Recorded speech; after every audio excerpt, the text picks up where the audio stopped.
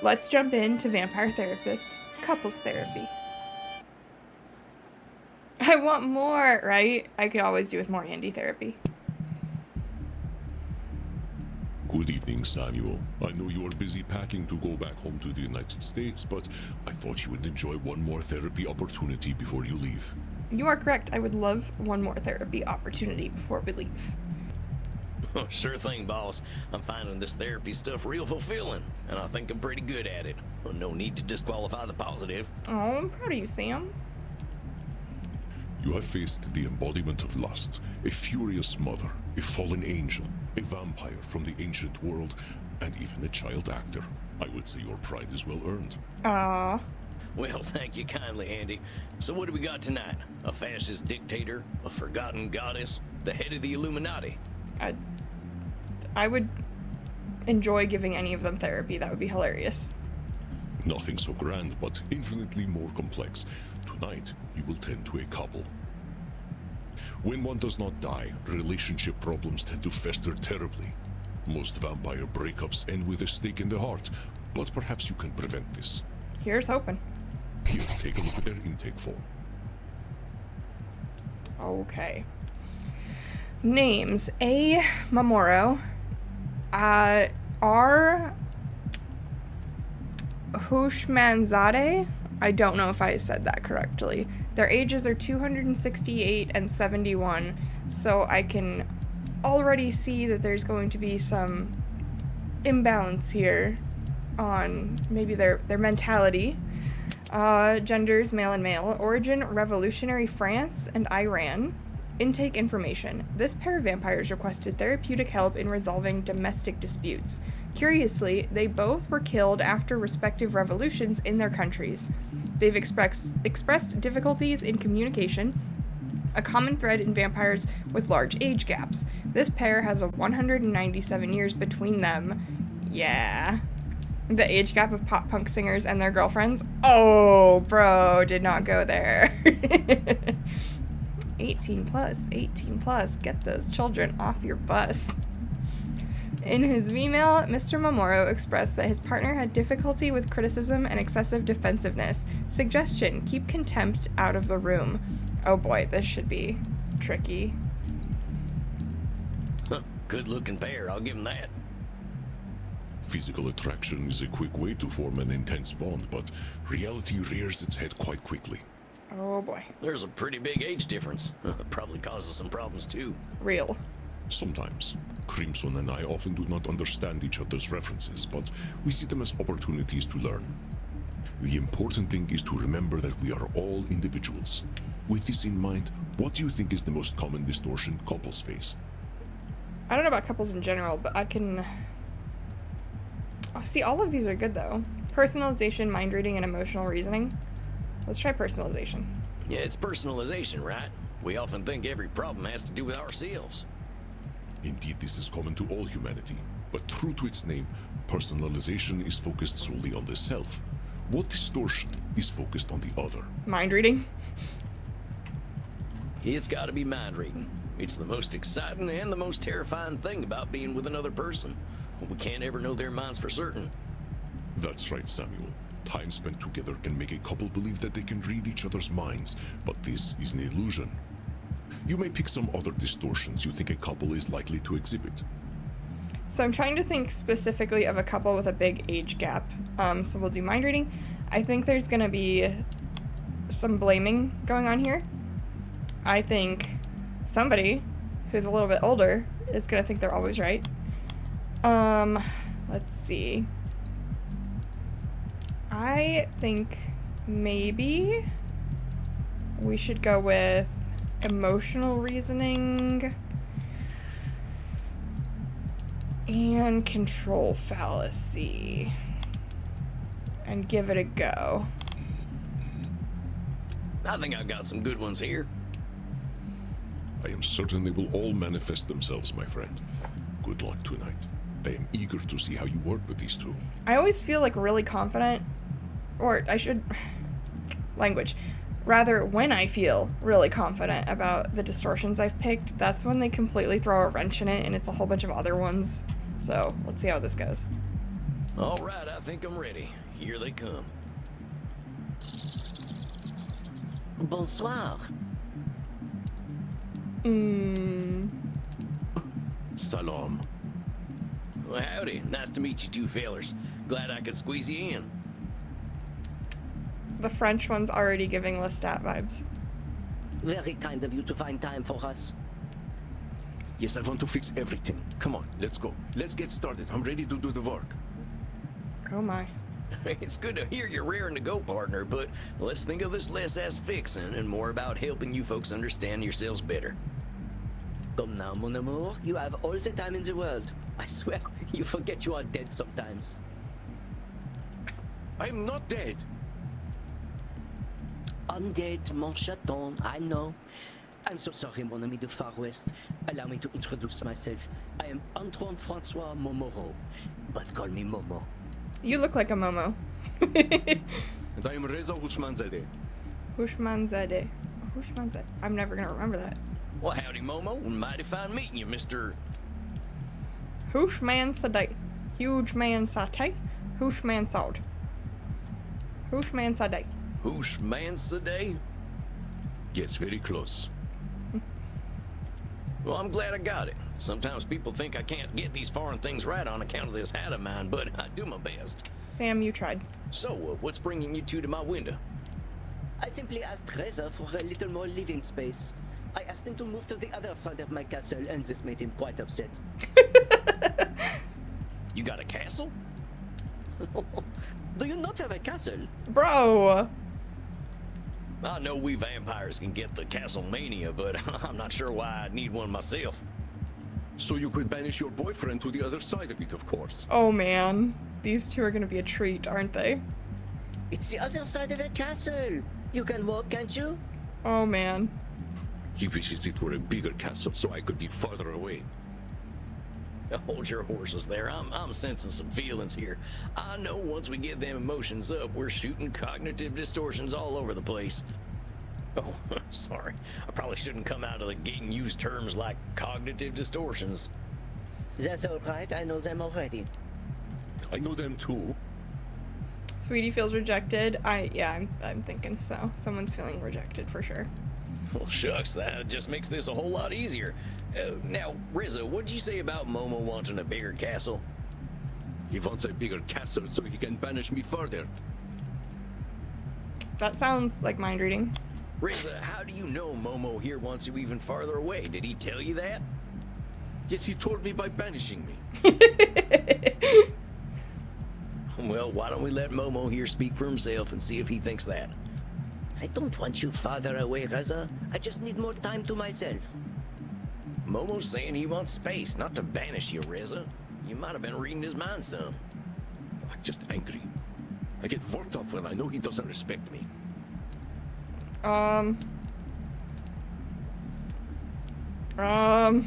Blaming? You're blaming him for you being angry? No. Reza is clearly led by his passions. Admirable, but such passion comes with cognitive distortions, doesn't it? Emotional reasoning? Okay. Let's slow down, Reza. I'm glad you said you were angry. I know when I'm hopping mad, things can seem pretty dire. A doctor I know once told me that's straight up chemical and normal for any animal. Dr. Drain mentioned. Once we cool down, though, we don't need to see things the same way. Let's see if we can separate truth from feeling. So, why are you saying Momo doesn't respect you? He talks to me like I'm a child. All the time he tells me how innocent I am and how I'll cool down when I'm older. That's that age gap talking. Age can be a touchy subject among us undead folks. How old are you, Reza? I'm 71 years old. I'm not a bad shape. But you are a baby, mon chaton. So am I. And you, cowboy? I'd say you are a bit younger than I am. He's like, we're all babies. Oh, yep, born 1801. So you see, we are all babies. Let us cry together. We are all of us just little babies. You see what I have to deal with? Momo, it seems as if Reza doesn't like being called a baby. He should not be so sensitive. Being called a baby wouldn't bother me. Well, that's because you're acting like a little baby. So, Momo, what triggered this desire for more space? Nothing to do with Reza. I simply accept that the era of feudalism has ended. What does that mean? First of all, we must examine this notion that a couple must live together. Under the feudal system, of course, it makes sense. The family must tend to the land and hearth and ensure the lord gets his due. But couples live together out of necessity, ouais? I thought couples lived together because they liked to hang out together. It is no longer the 18th century. We are allowed the leisure and peace that the aristocracy has always enjoyed. And that includes peace from one another, n'est-ce pas? You think you deserve what the aristocracy has because you are an aristocrat now. You're not a common man. I'm sensing there's some deeper conflict here. Momo seems like a princess. Only the oldest conflict, mon ami. I am afraid my dear boy Reza has taken my words a little too seriously. Liberté, égalité, fraternité. I hold these words as a mortal, believing that we could wipe away the class system entirely, and that all humankind could respect one another. Well, that's kind of easy to say when you're rich. And then you gave up. The French Revolution accomplished nothing. I plan to accomplish something in my country. Okay, so that sounds like disqualifying the positive, because I do feel like the French Revolution did accomplish some things involving some heads being dislocated from some bodies. Control fallacy? Well, say, I ain't that educated a man myself, but I know a revolution ain't ever a minor business. Even if the French Revolution didn't achieve everything its people wanted, you can't say it did nothing at all. It was such a headache. For some, yes. You might even be diminishing the sacrifices of the people who fought and died. Clearly, Reza thinks that it is nothing that they cut off my fucking head. Oh, you got your head cut off! Oh my goodness. Nobody got cake. They killed me too. You don't see me giving up. Because you haven't figured it out yet. The only way you will finish your revolution is if you kill every aristocrat, their children and their children's children. I feel like Davey and I have had this conversation. And it is not enough to kill all the aristocrats. You have to kill even the memory of aristocracy. And that you cannot do. That's where you're wrong. You're such a child. And you're such a sellout. Oh. I'm starting to wonder if you two are even dead, your blood is so hot. I sure as shit hope there's something you appreciate about each other. Of course there is. I adore Reza. And I love Momo. I want things to be the way they used to be. Well, Momo, why don't you start? Tell me what drew you to Reza. Well, first of all, look at him. I'm too old to deny that physical attractiveness is part of his appeal. His Persian disco music clothing tastes are unfortunate, but it is exciting to see a little displayed masculinity. But beyond that, he is so passionate. His blood is cold, but he's all fire inside. He reminds me of myself in my youth. He sees a new reality, and he wishes to bring it into existence through sheer force of will. He is inspiring. Well, that's beautiful, Momo. It's easy to fall for someone who fights for the impossible. What about you, Reza? What drew you to Momo? I was obsessed with Momo before I even knew him. I read about Antoine Francois Montmoreau back in university. Through his published works, he was my teacher. We could not have started our revolution without studying him. He knew how to unite the classes against their oppressors. That is genius. Well, I'm glad to hear all these positives. Reza, Momo said you were inspiring. Sounds to me like he does respect you. Fine, maybe he does respect me. But it's clearly my fault he doesn't want me around. Blaming? No. Reza sees himself as the cause of Momo's behavior. Most curious, wouldn't you say? Isn't he blaming himself? I don't understand this blaming. Like, does it only apply to other people? Don't date your idol. Nah, for real.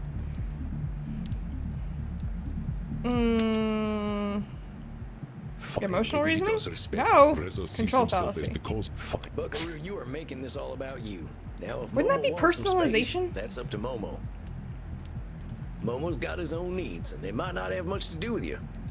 But we were fine before. Why am I not good enough for him now? Hombre, you gotta hear me. It ain't always about you. You could be the sexiest vampire on this earth, and even then, you couldn't expect to be wanted all the time. That definitely feels more like personalization or blaming than control fallacy, but alright. Mon chaton, you are being dramatic. Why are you afraid of a little space? You won't be interested in me anymore. You just want me farther and farther away, and eventually you'll want me gone. That seems like mind reading. Compadre, you are jumping straight to the worst possible ending here. Has Momo suggested that he's done with you? Catastrophizing probably would have been a good one for that too. There are always going to be question marks in a relationship. You don't know where this thing's going to go. But you're filling in the blanks with doom and gloom. What I do know is that Momo always used to be happy to be around me, and now he's not. Reza, I love you. What is that phrase you taught me? Jigareto Bokaram? Oh, what's that mean? It means I want to eat his liver. Oh. Oh shit, I thought the goths here were kinky. I love cannibalism as a metaphor for love. I don't want to literally eat his liver. It is, how you say, cute aggression? As in, I find him so irresistible, I wish to eat his liver. It's a lovely sentiment. It is a lovely sentiment. Dude on the right looks like my dad in the 80s. Yeah, they did make a mention that he's got like this disco style thing going on. But Reza, Petite Souris, you care so much. But you do not understand. I can care for you, but have my own concerns. I do not wish to be with you all the time, and you cannot force me to. Just as you cannot force your people to revolt. These are inevitabilities you must accept.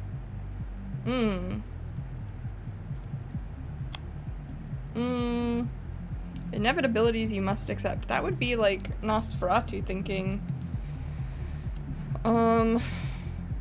It's a control fallacy or it's always right? Let's try control fallacy. He said his age was 81 or something. I think so. Was oh, 71.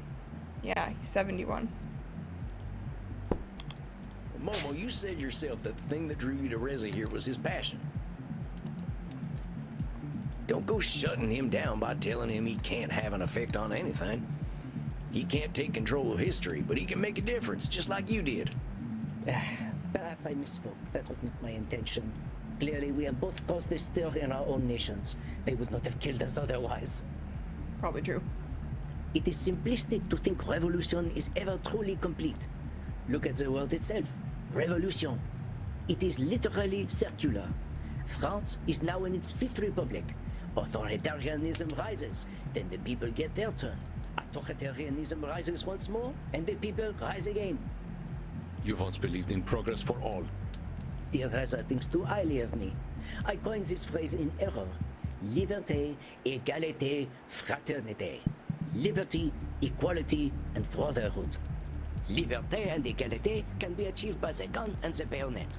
But achieving fraternité, c'est impossible, because the upper classes cannot relate to those they hold dominion over.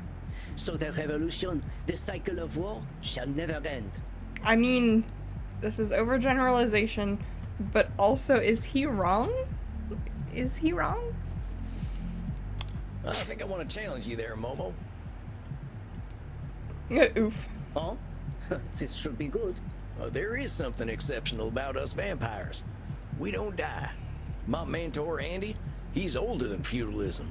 We wouldn't recognize people from his time, and I reckon folks 2,000 years from now won't recognize us. If Reza's patient, heck, maybe he'll see the kind of future he wants to see. I was not expecting this argument. Yes, I concede. Perhaps in 2,000 years, or maybe 10,000, class will achieve some sort of irrelevancy on a new planet. But such a distant future is hardly worth thinking about. I hate that I'm not disagreeing with him. I refuse to believe that we died for nothing. Momo can wait forever for things to get better, but that is disrespectful to our comrades. Do you know that in my country it is illegal to be gay? That we have a morality police that forces people to act and dress as they dictate? See, this is why we need revolution. It is not fair for future generations to have freedom when this generation must suffer. I died to make a difference. Yes, you died to make a difference for future generations. And this one, but also future generations. Like, Both of you are trying to tell me that I fought and died for nothing. nobody's saying that. We are doing nothing like that. You see threats everywhere, mon petit chaton. Does your mind never know peace? And you don't worry enough. You think I'm just an irrational child. You think my ideas are pointless. Mind reading. Both of you are going right back to the mind reading again. Look, we gotta sort out where the truth is here, and something tells me we ain't gonna do it while we're all here in the same room. Are you gonna make them split up? I'd like to talk to you two by your lonesome, so I know where you both are coming from. Does that sound good? I don't want to stretch this out forever. Reza, dear, you forget we are dead. Have patience. Cowboy, I think this is an excellent idea. Well, why don't we start with you then? You can come visit next week, and then I can talk to Reza the week after. The same time work for you? Yes, I am not busy. All right. Now, Reza, you can hold on, right? I hope you two can schedule a nice date one of these evenings. If Momo wants one. Oh my goodness. Of course I want one, petit chouchou. We'll discuss it when we get home to our castle. Please, what does petit chouchou mean? Please. Merci beaucoup, thérapeute. À la semaine prochaine. Oh, they were a You are treat. fascinating to observe, my friend. You have a keen sense of when to cut in and when to let someone speak. Well, heck, they showed me when to cut in pretty quickly. Them two are real good at getting on each other's nerves. Long-term relationships are difficult for the undead. If you think the 7-year itch is bad, imagine a 700-year itch. Oh man. Have you been in a relationship that long, Chief? No, my longest was about 400 years. We were more than ready to kill each other, and indeed, that is exactly what happened. Bro, the lore drops from Andy are insane. It means little cabbage. That's adorable. In retrospect, he wasn't that bad. I simply could not stand his constant hissing at me. Andy, But I am optimistic that you can prevent these two from suffering a similar fate. you can't just kill your partner because they hiss at you, Andy. I hope so. Them two are exhausting already. Why not go for a walk? It is a fine night out. I believe the mortals of the city are engaged in some sort of celebration. Perhaps you can see what has them so excited. Well, that's a fine idea, Andy. You have a good night. Oh, I plan on it. I must appreciate Crimson's fine ass as much as I can before she leaves for the United States. Based. No details needed. I'll get walking. Rest in peace, my friend.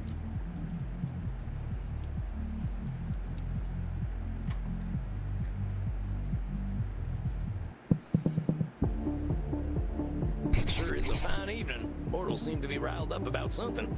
I can hear a lot of noise out there. Oh, hey, Bert. You know what's going on out there? Oh, he's happy. Oh, really? Oh, I wouldn't have guessed.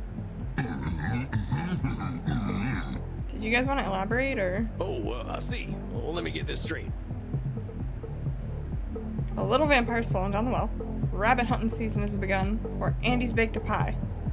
A little vampire's fallen down the well. A little vampire's falling down the well. Well, let's go get him. Oh, I must not have heard you right. Music von Johann Sebastian Bach. Bachfest Leipzig. Oh, what's this? Bach festival? People are really into Bach here. I never went in for that classical stuff.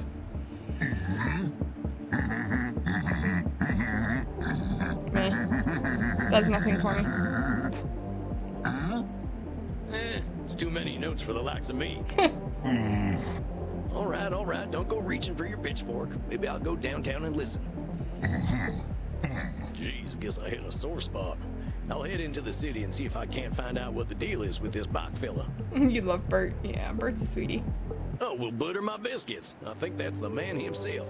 Butter my biscuits. Johann Sebastian Bach. Doesn't look like a fella I drink a beer with. Same. What are you talking about, cowboy? Bach is the coolest.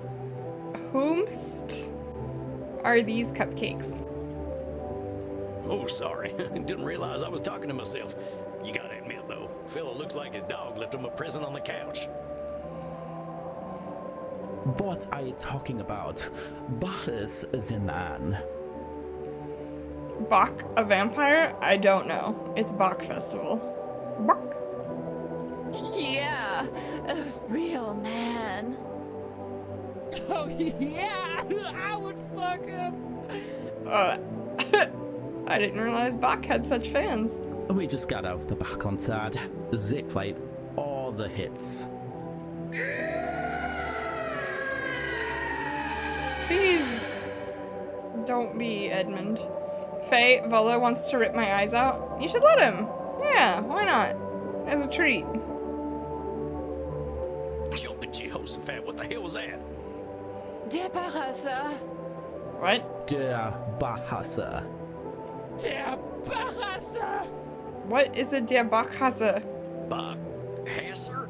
Oh, Sam. It means the Bahada. Zabachera? Oh my goodness. There is no such thing as a Bach-hater. Everyone loved Bach. I would fuck him! Yeah, I picked up on that the first time. Is there someone out there who might have a bone to pick with Bach?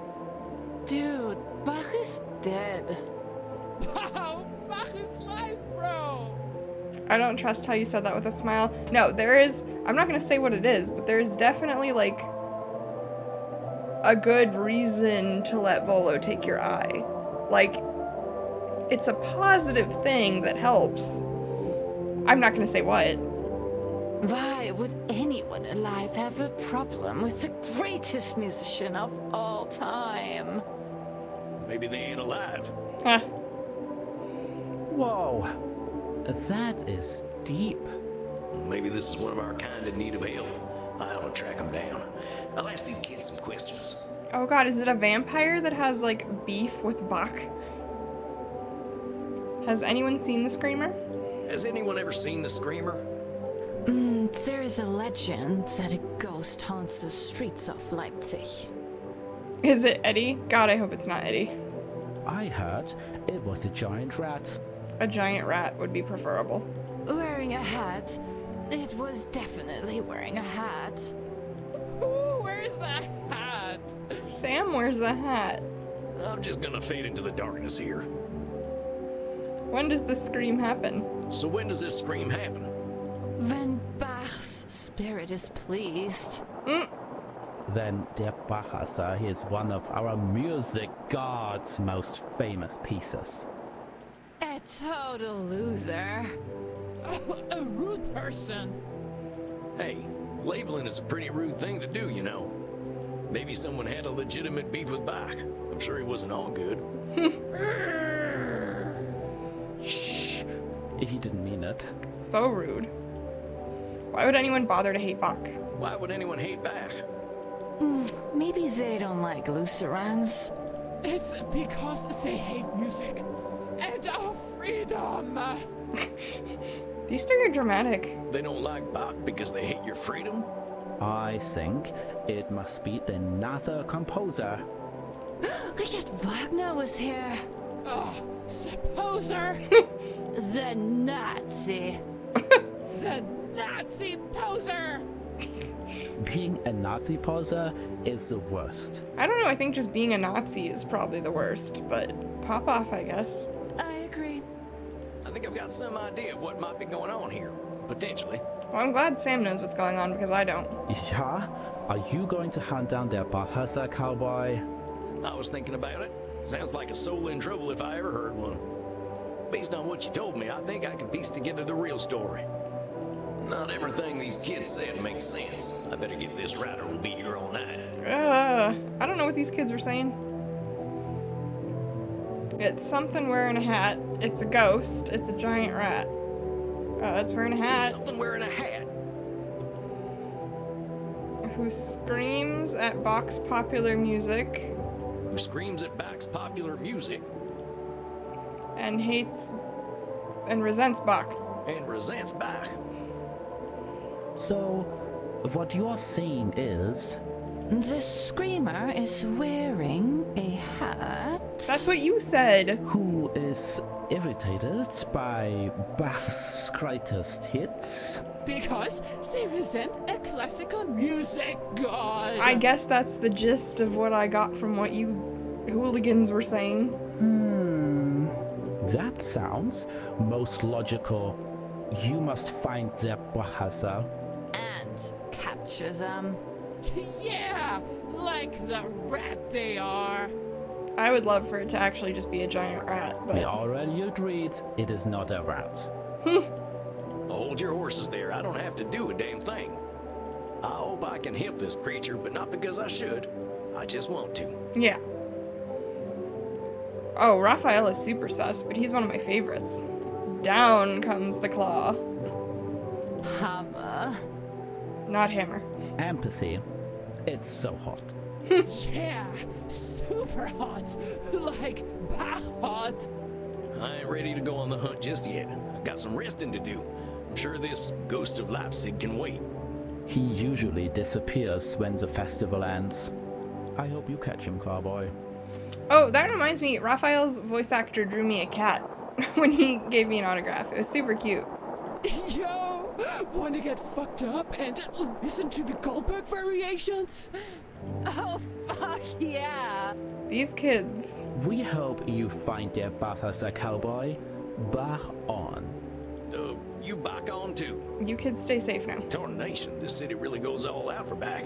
Let's meet someone out there real sore. Let's find out who. Well, I can't help anyone without rest. They can wait a little longer. Sam. Best get home to my coffin. Ugh, see you next time, Leipzig. But Sam. Yeah, he's a devil.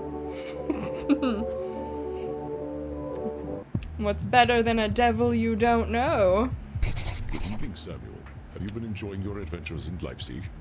Yeah, I suppose so. Folks seem to be in good spirits. They really like this Bach fella. You don't like Bach? Called his bluff and boom. Yeah. Nah, I guess it ain't my style. Kinda showy, ain't it, with all them notes and all? Perhaps you needed to be a part of the zeitgeist. It is hard to express what Bachmania was like in the 1730s. Come on, all Percy Jackson lightning on me. Yeah.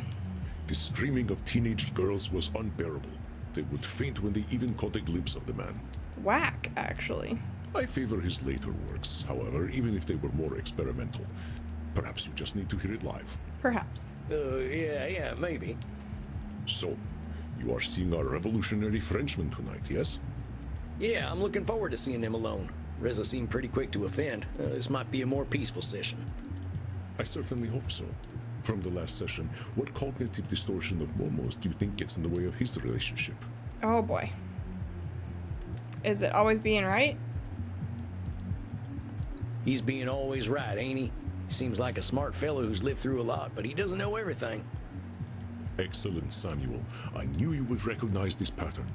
What other distortions would you like to have in mind tonight?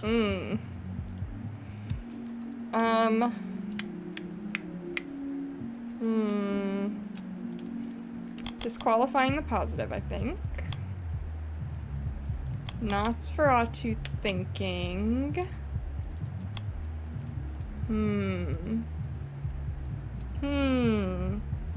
Perhaps. As a pally, I'm scared to trust him. No, that's valid. Control fallacy, I think. But what for our last one? I don't remember what fairness fallacy was.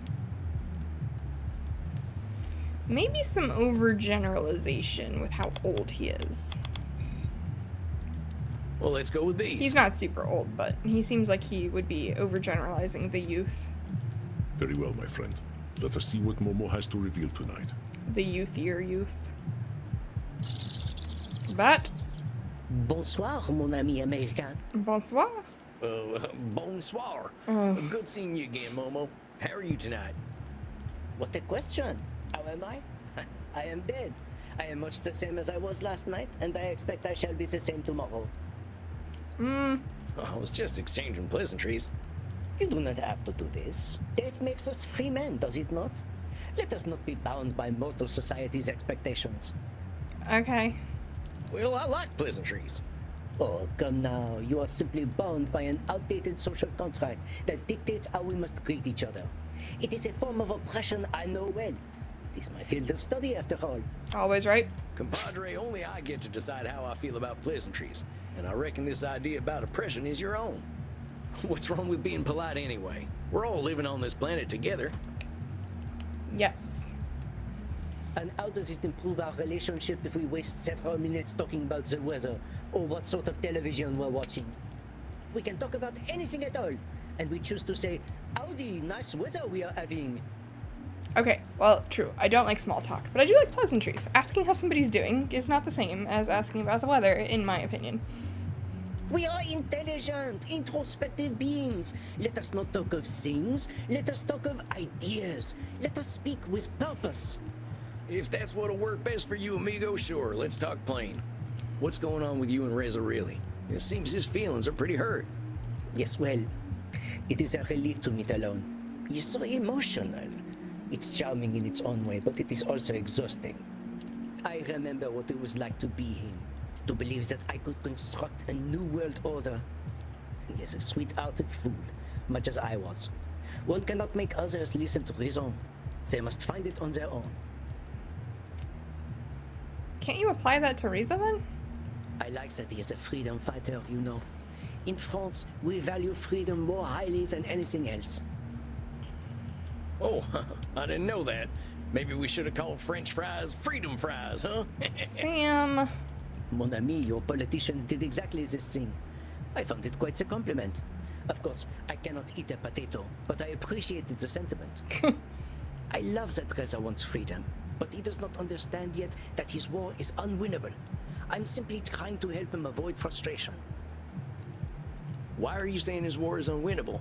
Because he is naive. He is a communist, you know, the sweet boy. He truly believes in the collective because he does not understand that there will never be a collective.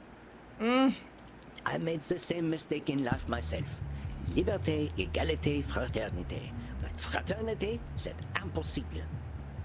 The privileged first and second estates shall never have common cause with the lower classes, and they can never be eliminated either.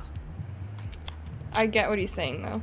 Compadre, I ain't sure I understand all this estate stuff you're talking about, but what I do understand is a heck of a lot of extremes. Impossible and never are pretty extreme descriptions. I've seen a hell of a lot of shit while walking in nature I used to think could never happen.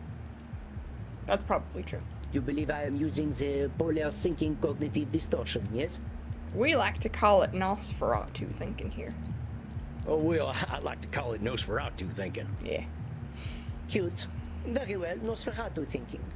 We know that Nosferatu thinking does not apply when there is a true binary, though, yes? I will amend my statement. In our current form, humanity cannot merge its clergy, landowners, and commoners. Brotherhood, fraternité, it is pure comedy. Again, I get what he's saying. Like, I understand where he's coming from. The comedy, of course, is that Louis says, Reza, and even I all believe the same fiction right to the grave. We cannot eliminate the classes. No one created the ancien regime that separated lords and peasants. It was inevitable. I think that the rich created the separation, but we're not going to get into that right now because Davey's not in the room to agree with me. Maybe you'd better explain this funny French stuff to me. Let me ask you some questions. All right. What are the estates? Hold on. You keep mentioning these estates like I have any earthly clue what they are. You gotta slow down there, hombre. It's simple. The estate was the official hierarchy of French society before the revolution, the time of peasants and kings. The first estate was the clergy. The second estate, the aristocracy. The church and the king and lords. Both of these estates paid no taxes and owned much of the country. They were both rulers and owners. I'm following. The third estate was literally everyone else. The ruled class, the tax-paying class. Why wouldn't I agree with the rich trying to be God and creating all problems? Why wouldn't anybody agree with that? Ain't no war but class war. When the king called the estates together, the third estate had but a single vote to represent the people. Oh, wait a minute, that's bullpucky. That's 2 against 1 by default. You're catching on, Sam. Ah, bravo! The cowboy understands the brutal, inevitable reality of class systems. Hey, come on, I come from a society where we don't have these estate things. Sam, I know you did not just imply that the United States of America does not have a class system. Oh, mon cher enfant de ténèbres, you have so much to learn still. There's a lot I don't know. I ain't ashamed of that. In fact, I think I got some more questions for you. Ancien regime?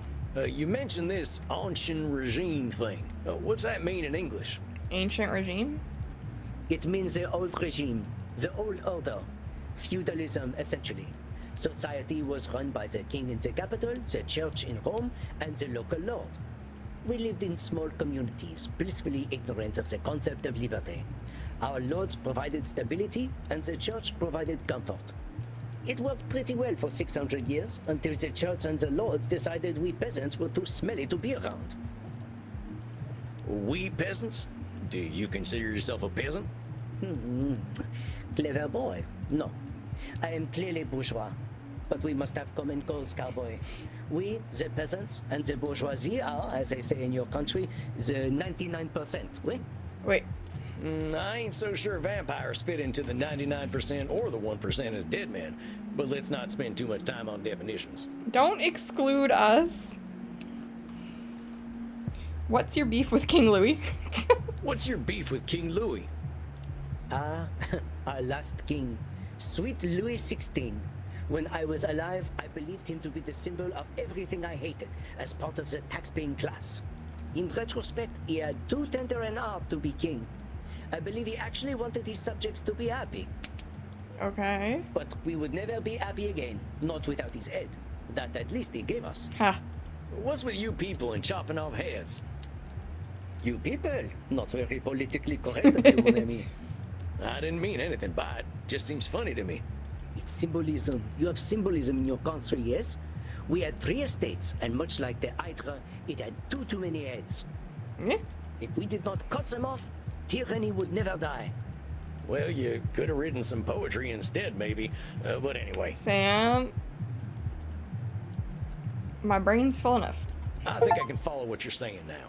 So you're saying that Rez is naive because he thinks the classes can see each other as equals. We got an achievement for learning about the French Revolution. Exactement. This is what he is too young to understand. He believes his revolution can succeed, and he hates when I try to explain to him that it never will. Well, don't shit on his parade. In 1792, we founded the first French Republic, created in liberty for the good of all our people for all time. It lasted 7 years before we had an emperor. France is in its 5th republic now. How long will this one last? Not forever. It is, of course, doomed. There's a couple of these that this could be. France is in its 5th republic now. How long will this one last? Not forever. It is, of course, doomed. That sounds like always right. Disqualifying the positive of the French Revolution. This is some, like, Nosferatu thinking. I'm gonna pick Nosferatu thinking. I gotta cut in there, Bronco. You're speaking with a heck of a lot of certainty here that the Republic is doomed. It could have also probably been catastrophizing, but I didn't pick that one. You can't be serious. Are you suggesting that 3,000 years from now, France will still be in its glorious 5th Republic? Perhaps we will start a Martian colony that will be the center of trade in the solar system. And of course, we will speak space French. Yeah, we get it. You're from space, Australia. You're putting words in my mouth. I'm just pointing out that you can't tell the future, and doom ain't necessarily the end of every republic. Couldn't the Republic change to adjust to a new reality, maybe? Or heck, maybe there is an itty-bitty chance the Republic actually will be kicking around on Mars. I'm sorry, you say space, Australia? I'm sorry, I was making a Team 4-star reference. Very well, it is a wager. If the 5th French Republic is still here in the year 5024, I will give you my finest bottle of blood. Okay. But poor Reza, he still believes, in spite of thousands of years of history screaming the truth at him. He is angry at me for pointing out the truth to him. But why should he be angry with me? I did nothing but show him reality. I don't know. Seems like you're shitting in his pasta. But Reza is most irritating. He is angry that I do not share his passion. He seems to believe that I should still be chanting on the streets, bayonet in hand. What are you doing for the cause? You just sit there doing nothing. Of course, I had to banish him to the other side of the castle, just for a little peace. Any good dear Reza can achieve is trifling at best. Let him have his silly, pointless little revolution. I already had mine. Disqualifying the positive. Wait just a gosh darn minute. I think you ain't being too kind to yourself or to Reza by saying your revolutions were pointless. I don't know too much about world politics and stuff, but ain't that ancien regime you were talking about gone? Ah, well, perhaps. Our structural inequalities did realign themselves. Change did occur in some small way. Compadre, I know you get that nobody's gonna change the world in their time, but disqualifying the positive because you didn't win is cognitive distortion city. I reckon Reza's revolution addressed something the people wanted too. You may wish to talk to him about that. I fear his revolution had fewer positives to disqualify. Dark. It is a shame, really. You know, when we first met, he idolized me. How so? The revolutionaries of his time looked up to the French. The bourgeoisie of Iran studied Rousseau, Montesquieu, and Voltaire, and were awakened. And dear Reza, he studied me. I was something of an intellectual celebrity to him. You see, I am no Rousseau. Through the simplification of language and the power of the printed word, I united the bourgeoisie and the peasantry. There could be no revolution without both. So like catchphrases? Tippecanoe and Tyler too? Or what was Andrew Jackson's catchphrase? Oh yeah, engines go home. Sam. That is the stupidest thing I've heard in at least 80 years. Did Andrew Jackson actually say that? I think it was more something his supporters said. Caught on though. Just because I wrote to the common people doesn't mean I wrote trash. I wrote truth, and I wrote it well. Everyone was waiting to see what I wrote next in the revolutionary newspaper, Le Père Duchesne. In many ways, I was the people's voice. That seems like maybe control fallacy. Amigo, I ain't never seen a big group of folk ever totally agree on anything. You can't really think folks were waiting on your every word. It's giving Edmund Keane vibes. Mon ami, we sold more than 10,000 copies per newspaper. There was no other publication with such a wide circulation at the time. I reckon there were more than 10,000 folks in France at the time though, right? And I reckon you had a few enemies. Aren't you doing the little trick of disqualifying the positive, though? I have heard you speak of such a distortion. Reverse Uno card. I think you know I ain't doing that. But I ain't gonna mind read. Do you think I was disqualifying your positive by saying not everyone was waiting to hear from you? Very well. No. Not everyone was waiting to hear from me. I had a particular target. I catered to the intellectual, but I do not mean it in an exclusive sense.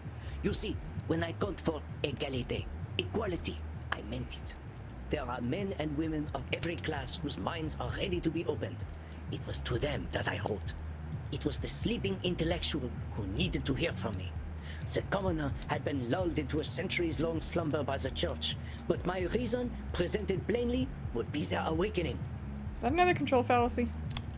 Now, Yeah, hold it on is. there, fella. I think you're overgeneralizing about commoners like me. It ain't fair to suggest we're all sleeping. We don't choose to be poor and exploited. That's just the luck of the draw. My man, Sam. Pardon me for saying so, but you're making it sound like you've got all the answers, and we're simpletons just waiting to hear them. Preach. Fine, I admit it. I am bourgeois. I do not see things as the commoner sees them, much as I would like to believe I am empathetic enough to do so. But it does not matter. At least I recognize that commoners and the bourgeoisie needed common cause. You are truly a most vexatious vampire. Watching this is bringing out my old psych teachings. Hell yeah. You ain't the first vampire to call me that. Yes, I know. My friend Edmund Keane was the one who told me about you. I am not sure what you did to that man, but you certainly had an effect. Not Edmund Keane. Why are you friends with him? We just showed him a little reality, that's all. Sounds like we're both in the same business, huh? We're in the same business. I recognize the futility, relative futility of that work now. Not Eddie, right? Don't summon him in here, please. I cannot. Still, I came to you because I also value reality.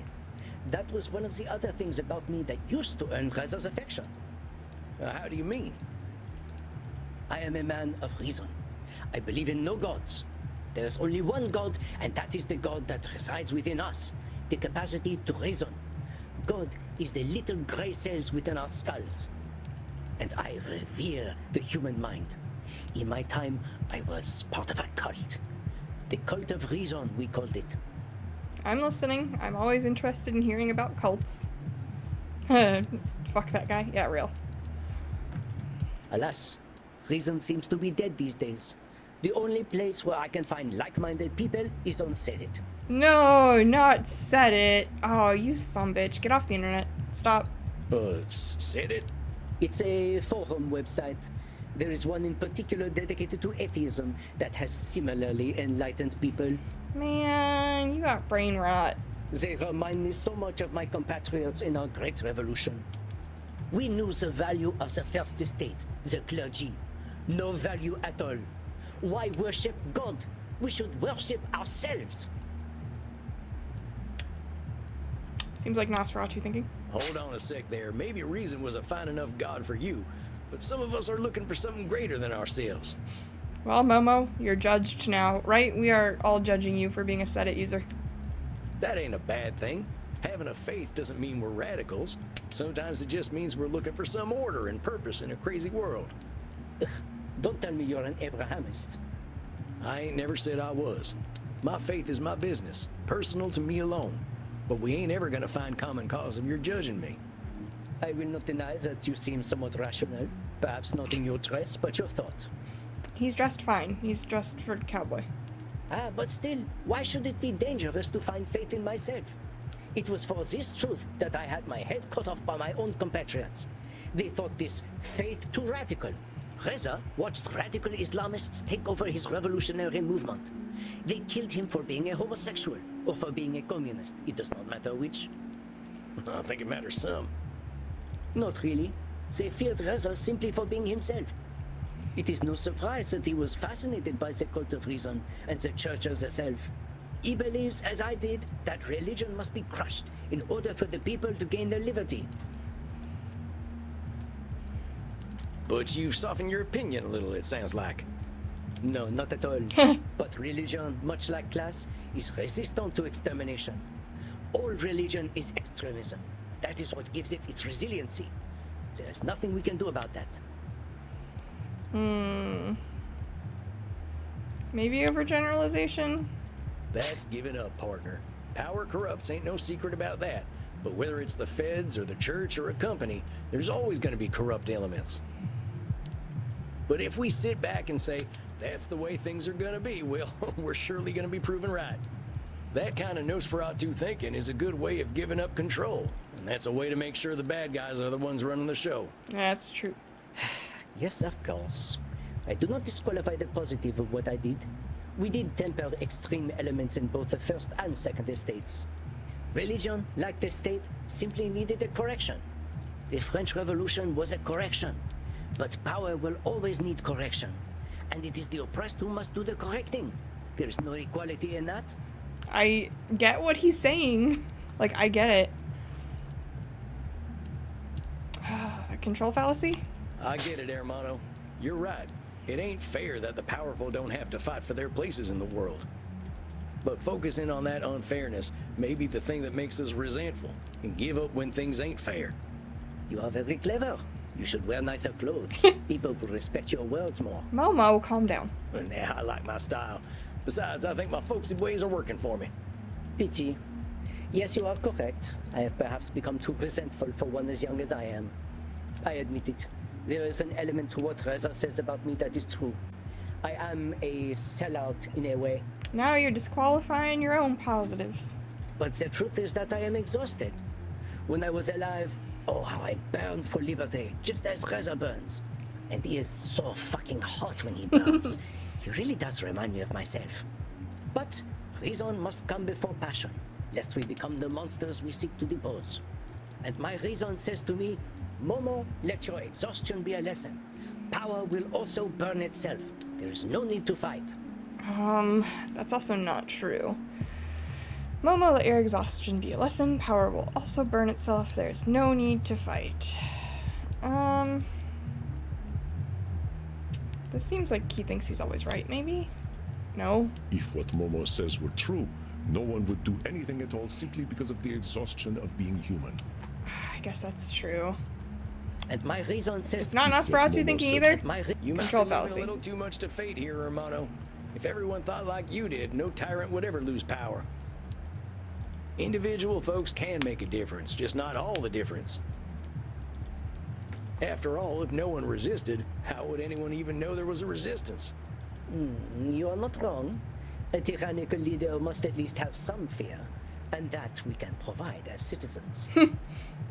Perhaps I have been forcing my personal truth upon Reza, but I only aim to protect him. The poor boy burns himself in the flames of his passion. I did the same. I know what is best for him because I did the same thing myself. If only he would understand this. Always right? Padre, I got no doubt that you've had your own hard realizations about what you need to find peace. And I got no doubt them realizations are right for you. But you're a man of reason, so I'll lay it to you straight. Maybe what's right for you ain't right for Reza. Maybe it ain't right for him now. Maybe it won't ever be right for him. He's a lot younger than you and me. He ain't found his peace yet. It took me 90 years of walking in the woods to find mine. Maybe he won't need to do that, but he's gonna find his peace in his own way, in his own time. Damn it. Yes, well reasoned, and again, most vexatious. Oh. I've got that tendency. It's just so damned odd. Ironic, isn't it? The thing that I find most frustrating about him is what makes me want to ravish him. You eat that liver. Well, what do you think we should do then? My wisdom was what brought him to my castle doors. If my wisdom is pointless, I ain't here to tell you what to do. If I've helped you reflect on some stuff, that's my job done, and I can't do more than that. cleverly played again, cowboy. Very well. I suppose all I can do for now is wait and see if his blood cools a little after you talk to him. But don't calm him too much. I like them spicy. That's adorable. I like them spicy. I'll talk to him the same way I've been talking to you, friend. I think that's our time. Next time I'll see you two together, all right? Of course, I shall be patient. We have all the time in the world, after all. Well, I thank you for the frank and well-reasoned discussion. A bientôt. Or since we are dead men in Germany, a bientôt? Huh? Oh, merde. Tot means dead in German. Please try to learn a language. Au revoir, cowboy. God, Sam, learn a language. I do so enjoy watching you work, my friend. Even the most intellectual sorts are no match for your honesty. Well, I ain't gonna play them at their own game, that's for sure. Maybe I'll go back to school and pick up a few PhDs eventually, but I ain't in no rush. Ooh, get some education, you cowboy. Andy. Andy, stop it. If you need a recommendation for any school, simply ask. I have connections at many of them. I don't doubt that. I assume I can trust you to not try dating the college mortals. They are scarcely out of high school. Ain't my way, Chief. All the young mortals can talk about is their favorite music. And their favorite music sucks more than we do. Wow, Sam. You are not wrong about that, my dear. I fear the algorithm has taken to songwriting as well these days. Is this queer baiting or am I being unreasonable? No, it does feel a little bit queer baity. I really hope if they make another one that they smooch. Are you spending a night on the town tonight? The Bach Festival is in full swing. Yeah, that's my plan. I'm still looking for whoever's got this beef with Bach. Beef with Seems Bach. like they're in a pretty bad way. They aren't your responsibility, Samuel, you know. Yeah, I know, but you know me, I love me some complicated folk. That you do. Very well, Samuel. I wish you happy hunting. Rest in peace. Rest in peace, Andy. Alright, let's go find out what this thing is that's mad at Bach. Not sure Momo needs a therapist if he already knows everything. You're doing good work with Momo. Well, at least I can listen to some nice music. That Bach Festival's probably rollicking like a Saturday night saloon. Hey there, Johan. Doesn't look like you're in a good mood tonight. Mad about that Bach Hasser, huh? You must have pissed them off something fierce to keep them mad for 400 years. Real. Are you talking to yourself? Who's this? Old habit. Spent a lot of time alone. Are you all right? Yeah, I'm fine. Was just having a chat with the big man here. I do not think he would understand English. Would you like me to translate for you? Oh, that's a nice offer. Oh, that's all right. Just idle musings. It's right friendly of you, though. If an American in a cowboy hat is taking an interest in Bach, I must encourage him. I'm Sebastiana. Sebastiana. That's a nice name. Well, howdy, Sebastiana. I'm Sam. You a big Bach fan? You could say that. I'm a musicology student at the University of Leipzig. I'm writing my thesis on how Johann Sebastian Bach was the original punk rock musician. Oh. Punk is all about being a rebel, defying authority and kicking ass. That was certainly Bach.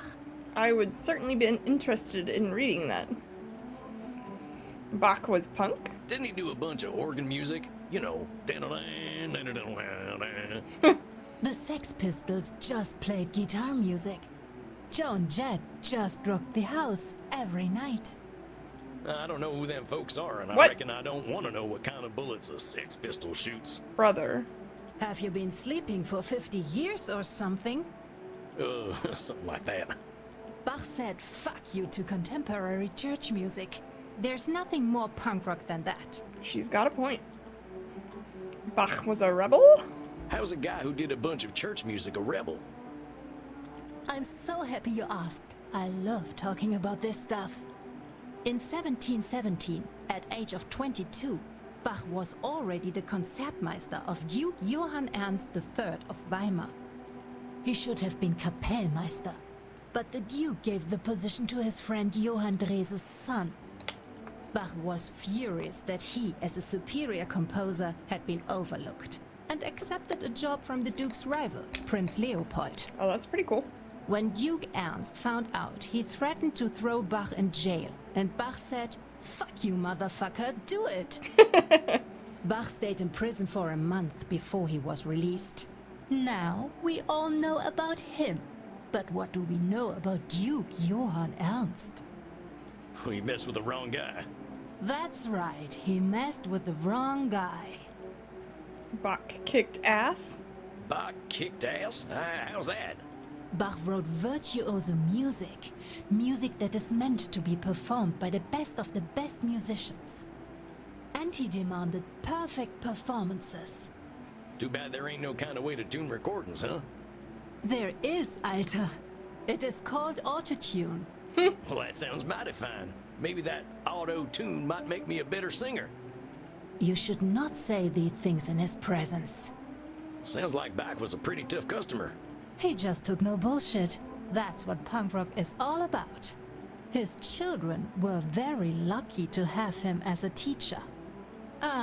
But I have been talking so much about Meister Bach. I get excited if anyone will listen. Reasonable. Well, listening's kind of my job. I'm just happy to talk about my thesis. Not everyone loves Bach somehow. Actually, that's why I'm here. I'm looking for this Bachhasser person. The Bach hater? Ugh, I know about them. Look at the posters behind you. They struck again last night. Yo, my. Sebastian bitch. That's pretty funny.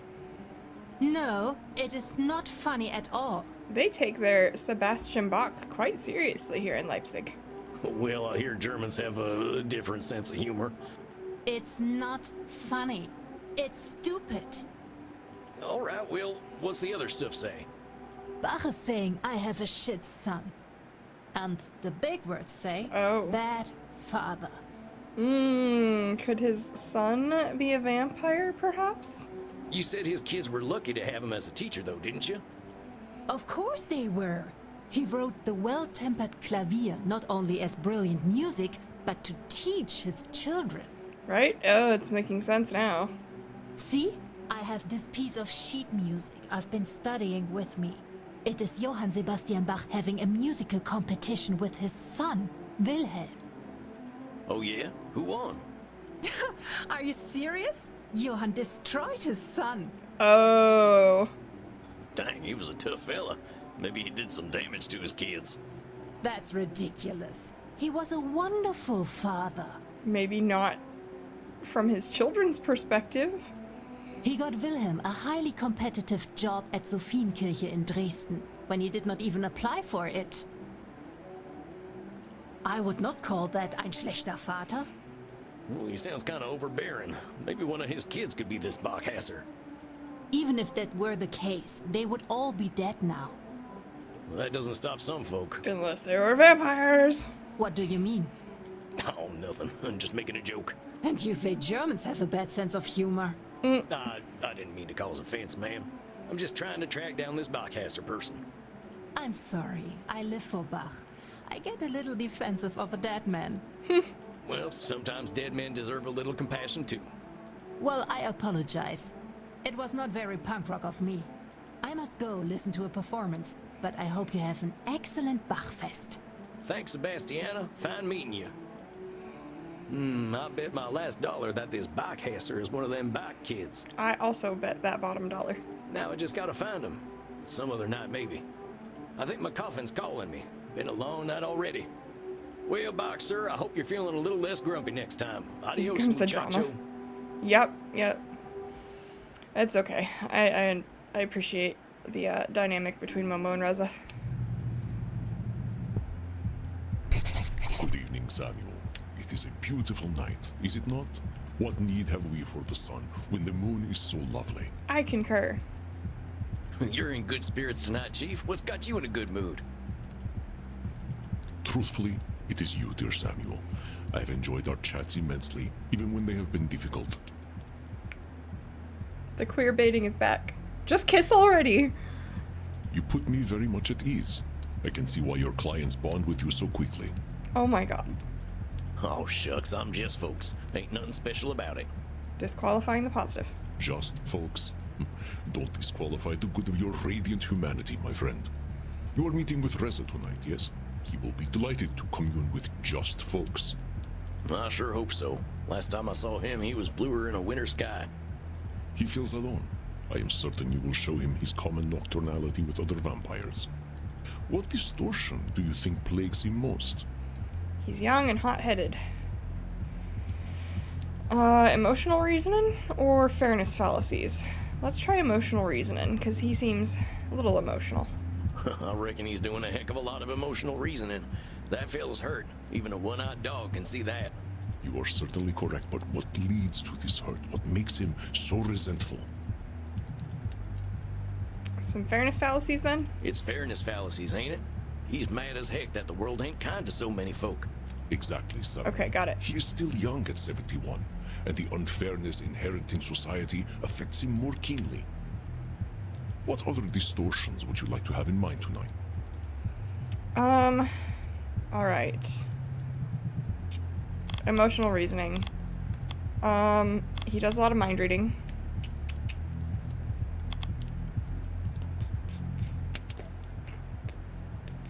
A couple of these would be good. Nosferatu thinking? Alright, let's do some Nosferatu thinking. I feel like Nosferatu thinking is good for, like, almost everybody.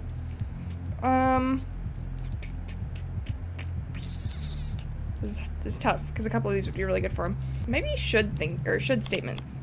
Like, he should be doing more. People should be doing more. People should, you know, be starting a revolution.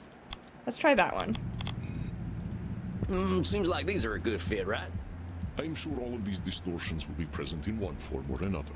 Trust your instincts, my friend. I will leave you to it. All right, I'm ready for some therapy. Here he comes. I hope he's ready for some therapy. Salam there, Reza. Shalanore. Salam. Can I get you anything to drink? We got blood from all sorts here. I'm not thirsty. Oh, you want to jump right in then? I'm sure we got lots to talk about. He seems guarded, maybe. Is there? Momo told me how your session with him went. We all know I'm just a foolish baby. Are you mind reading already? Now don't go reading my mind, amigo. Whatever I'm thinking, I guarantee you it ain't that you're a foolish baby. Dark Lady, watch over you. Most of the time I'm probably thinking about horses. But right now, I'm focused on how I can be helpful to you and Momo. Sam is such a horse girl, it's so funny. Well, most vampires dismiss me because I am only 71. I ain't gonna do that. Foolishness ain't got nothing to do with age. I've known some pretty damned ignorant 600-year-old vampires. Real. I know. These old ones think they know everything. All I ever wanted was freedom for my people, and because of that, I got treated like a child. That's a noble goal, Reza. I think every human being on this earth wants freedom. But I already hear it in your voice. You think it's cute that I want something impossible to get. Mind reading. I'll thank you not to try to read my mind, amigo. I meant it. It's a noble goal. I spoke my mind so you wouldn't have to read it. But because you are old, you give up on the idea of freedom, just like all elderly vampires. That would have been generalizing, which we did not take. Reza, buddy, you ain't met half the old vampires out there. If you had, you'd know I'm a young buck myself in vampire terms. I do feel like calling yourself a young buck ages you a little bit, Sam. You're doing a little overgeneralizing there. You wouldn't like it if vampires younger than you thought of you as a boomer, right? Dr. Sarat, I'm not a boomer. Well, when were you born? In 1953. Oh, but that doesn't make me a boomer. I'm a vampire. So you can see where that overgeneralizing might not be accurate, right? You're gonna see enemies everywhere if you're assuming what others are thinking. Right? Okay, boomer. I just feel as though I'm the only one who wants to keep fighting. Maybe I really should sell out the way Momo did. Oh, let's cut to the chase then. If you really think Momo's a sellout, what are you doing with him? I just keep hoping that the man I fell in love with is still there. He made the French Revolution happen. He got people, regular, common people, to stand up for themselves. He gave me hope that I could do the same thing. I just thought that Momo would understand. He's a legend. He's so smart. Well, how did you two meet? I met him on Sedit's atheism forum. The way he wrote, it spoke to me in a way no one else could. Idolism, yes. Also, these vampires need to get off the fucking internet because they're either like torturing themselves with Wikipedia or doing too much for their Twitch fans or spending way too much time on Reddit. He gave me perspective on what happened in my country. We didn't have an Sky Daddy to fight against, just our leader, the Shah. Sky Daddy. Momo explained to me why the revolution in my country failed where his didn't. The French understood the church was their enemy, but we let them be our comrades. The Ayatollah Khomeini told us the religious leadership would let the people govern Iran after the revolution, and we followed them like sheep. Of course, the religions lied. Well, slow down there, cowboy. I gotta ask you about some of this stuff. Okay, what was the deal with the Shah? So, I ain't too familiar with your country's history. Why were you fighting the Shah? He was an insecure Kotzkesh. He and his oligarch friends just wanted to get richer and richer and richer. Great reason to fight them. He would have sold us and our oil to anyone, and did. To you and to so many other countries. Hombre, I was wandering in the woods in the 1970s. Ain't got nothing to do with me, and I got no use for bubbling crude myself. Well, your government did, and the Shah was happy to give it to them while throwing students like me in jail for criticizing him. You spent some time in the pokey too, huh? Spent a good chunk of time there myself. For different reasons, Sam. An Iranian jail in the 1970s was a place where you were tortured if you were a dissident. They did a lot more than poking. They didn't even let me keep my sideburns. Animals. How could they? How did your revolution fail? Momo said your revolution failed? How's that? Isn't the Shah gone now? Yes, Momo explained it all to me. I studied the French Revolution in school, of course. We all did. But Momo showed me our mistake. The French Revolution was the third estate against the first and second estates. But in Iran, we let the first estate into our movement. The first estate's the church folk, right? And y'all made common cause with them? Mosque people, but yes. We couldn't make the people revolt without them. But Momo says if that's true, we weren't ready for a revolution yet. Momo is so smart. I wish I could have met him in the 1970s, but he says we would have just done a lot of cocaine together. Yeah, probably. Shucks, I remember when they sold that stuff in soda bottles. Why do you think they call them soda junkies? Coca-Cola. What the heck's a sheeple? What are sheeple? They're people sheep, Sam. They are people who act like sheep, following whoever tells them what to do. Khomeini only gained power because we gave it to him. God worshippers are very good at being sheeple. Momo and I bonded over talking about how silly they all are. You and Momo use a lot of these funny terms. Sky Daddy and sheeple and whatnot. Everyone in the atheism said it does, because we aren't sheeple. Yep, wouldn't want to go against the grain there. All right. I think I get it. So you two hit it off because you ain't fans of religion?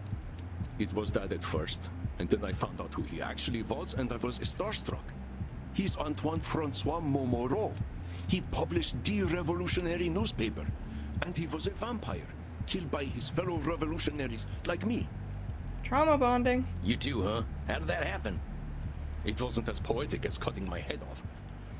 I was dancing in the disco with my comrades when they showed up. They shot me, the fools. The bullet hole on top is the one that killed me. I showed it to Momo during one of our video chats, and he started flirting with me. Well, can't deny that you're in pretty good shape for a 71-year-old. Sam. Sometimes being a vampire is pretty good. I was saved by one of my two-day brothers who turned out to be a vampire. What happened today? Today, the Communist Party in Iran. They're gone now. We either left Iran or Khomeini had us killed. At least the ones who could die. Huh. I ain't never met a communist vampire before. Why should we not be communist? If we live forever, we should commit ourselves to achieving equality for all. That's a should statement. But hombre, it ain't up to you or anyone to determine how folks should live their lives or unlives. Beyond that, you've given yourself a mighty heavy should. If you ain't gonna rest until you've achieved equality for all, you ain't gonna find peace for a long time. It's a noble goal, but... I am not a fool. I'm 71 years old. I know that a dictatorship is a dictatorship. It doesn't matter who runs it, communist or capitalist. They must both be overthrown. I will never stop fighting for equality. You're drawing a hard line in the sand, Reza. What about you? What about what Reza needs and wants? It isn't right for me to get what I need and want while the people of my country suffer. Fairness fallacy.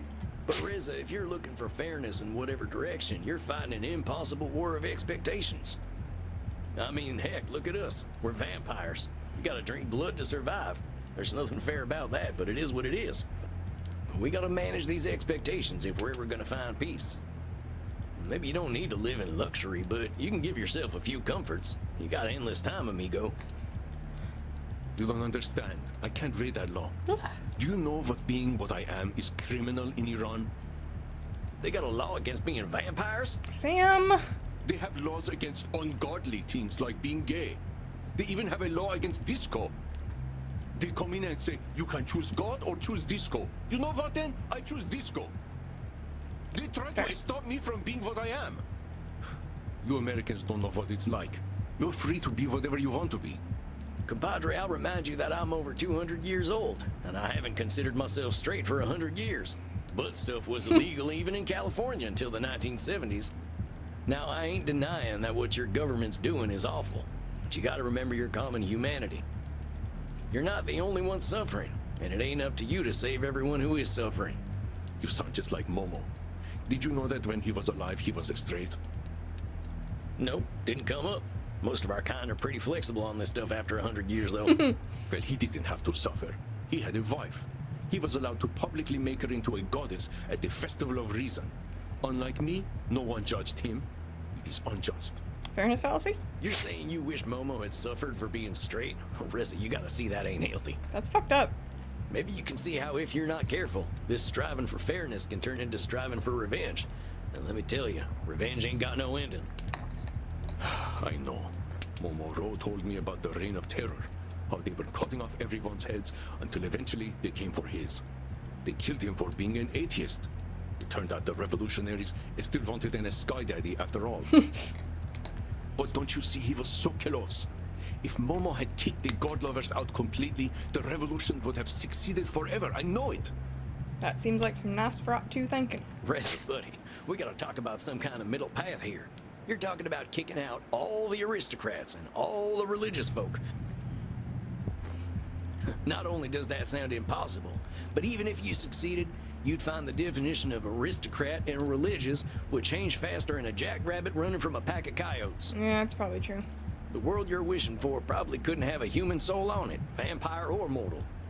You and Momo sound exactly alike. Reza, you're being a child. Reza, you need to be more moderate. And Sam never said either one of those things. If people like me weren't fighting, the aristocrats and the clergy would begin a new dark age. Meanwhile, Momo cares about the stupidest things. So what if I leave a little blood in the wine glass? It's just blood. Who cares if I don't wash the sheets? We don't sweat anyway. I didn't deserve to be banished to the other side of the castle for a few bloody goblets. Momo is the one who turns it into an argument. I didn't do anything wrong. Okay, so that would have been blaming, I think, but also maybe fairness fallacy, because he says I didn't deserve to be banished to the other side of the castle. Also, Momo didn't bring any of this up, so, like, it's clearly a bigger deal to Reza than it is to Momo. Maybe it wasn't too fair for Momo to banish you, and there are plenty of boyfriends out there who get rewarded for being layabouts. The good, the bad, and the ugly of it all is that the universe doesn't give a damn about who's good, bad, or ugly. Discovering that, I know Momo is rewarded more for his investments than he ever was for sparking his revolution. Nobody's going to give me a castle for fighting the good fight, but for Momo, it's easy to be rich. You know, he doesn't even like the Bee Gees. Sorry, but I also don't like the Bee Gees. Just don't understand how he can care about things like stuff and property. He was supposed to be egalitarian. Maybe I am no better. Look at me, I live in a castle now. Some revolutionary I am. Maybe my people are suffering because of me. All people like me. People who value comfort instead of justice. No, no, no, no. Why should I have comfort? What have I done for my people other than die? Disqualifying the positive, but I don't have that one here.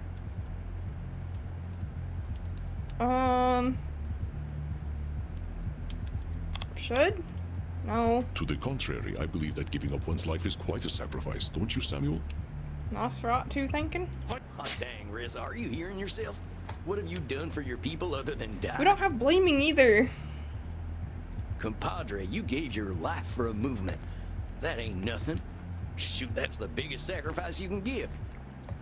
But it achieved nothing. How do you know that? You've only got your perspective. Maybe it seems like nothing to you, but when people die for a cause, it doesn't go unnoticed. Maybe it ain't the thing that overthrows the dictatorship, but it won't ever be just one thing. Please, my getting shot changed nothing. But Momo is a legend. He defined the language of the 99%. What did I do? I died. Big deal. Why are you comparing yourself to Momo? Momo's Momo and Reza's Reza. You ain't never gonna be the man Momo was. Only Momo could do that. And nobody's ever gonna be the man you are, Reza. I feel disrespected, which confirms for me that Momo doesn't respect me. And why doesn't he? Because I accomplished so much less than he did. Is this more mind reading? I feel disrespected, which confirms for me that Momo doesn't respect me. Yeah. Amigo, you're thinking with your heart there, not your head. You're feeling disrespected, but that feeling doesn't make reality. Why did Momo start dating you in the first place? He said it was because he admired my fire. That I made him feel alive again. That doesn't sound like disrespect to me. So why are you reading his mind? Okay, fine. Maybe you're right. Maybe he does respect me a little bit. I think I just feel so small compared to Momo. Momo got to do so much in his life. I didn't have the chance to do much of anything. I was only 25 years old when I died. It's not right. So that would have been disqualifying the positive again, I think, but maybe fairness fallacy? Reza, buddy, you're comparing a lot of things. You're comparing yourself to Momo. You're comparing your short life to the long lives of others. What's it doing for you, friend? I know it doesn't feel fair, believe me. I spent most of my youth being angry at my country for taking my daddy away. It wasn't fair, but then what the hell is? We only got the power to do what we can today. Ain't no universe bending to our will, no matter how passionate we are. But if we could only do away with religion, things would be so much better. On the atheism said it, we know that there could be a new enlightenment. Get off of... said it. Oh boy, Reza, do you know who Raziel is? No. Never mind. Let me tell you straight up, this internet thing might be influencing your opinions a little too much. Tell him, Sammy. You want my advice? Go on a date with Momo. Don't talk about no revolution or religion, just enjoy each other's company. There's a reason you liked each other in the first place, right? I think that's a great idea. I guess so. So go appreciate each other. You're in a long-term relationship, amigo. And now that you're dead, long-term can mean a real long time. Appreciating each other is crucial when a long-term relationship could mean hundreds of years. Okay, you're right. A date sounds nice. Maybe we can go out for Persian. I've never had Persian food. I would be super interested in trying it. There is a club in Paris where they sometimes play Persian disco, and everyone puts very nice cologne on their necks. Well, that don't sound too tasty to me, but then to each their own. I'll see you and Momo next month then, okay? Okay. Well, thank you. You're a very nice man. I'm just folks, as I like to say. You take care of yourself, Reza. Give yourself a break. Thank you, Mr. Waltz. Hold office. Oh, yeah, good office to you too. Ugh. Stop, Sam. Well done, my friend. The fire of youth burns brightly, does it not? Oh, no kidding. I still remember what it was like being all piss and vinegar. I have not heard this phrase, but the combination does sound unpalatable. Still, I am grateful for young vampires like yourself. We old ones can easily become complacent without a little nudge. You hear that, Chief? Are we sure this isn't just Edmund? It has been most persistent these nights. The musical mystery deepens. Are you going to play detective tonight? No, it's probably gonna be Box Kid. I was thinking about it. Might need to moonlight as a detective if being a therapist doesn't pay the bills. That'd be fun. Vampire detective? Oh, Samuel, you live forever. You should put your money in CDs and wait. Andy, honey, sweetheart. CDs? I've already got wax cylinders back home. Wish you a fine evening. I trust you will know how to make the most of your opportunities. Mm-hmm. I probably don't need to tell you three to have a good night, but I will anyway. Good night, y'all. See ya, cowboy. Sam.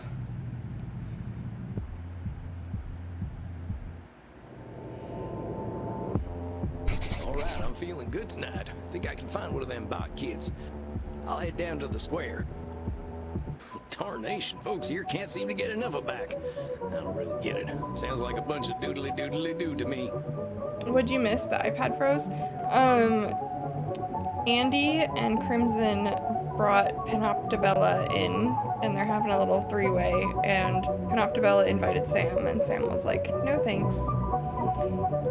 Damn it, Sam. Hey, you're talking about Johann Sebastian Bach. Oh, shucks.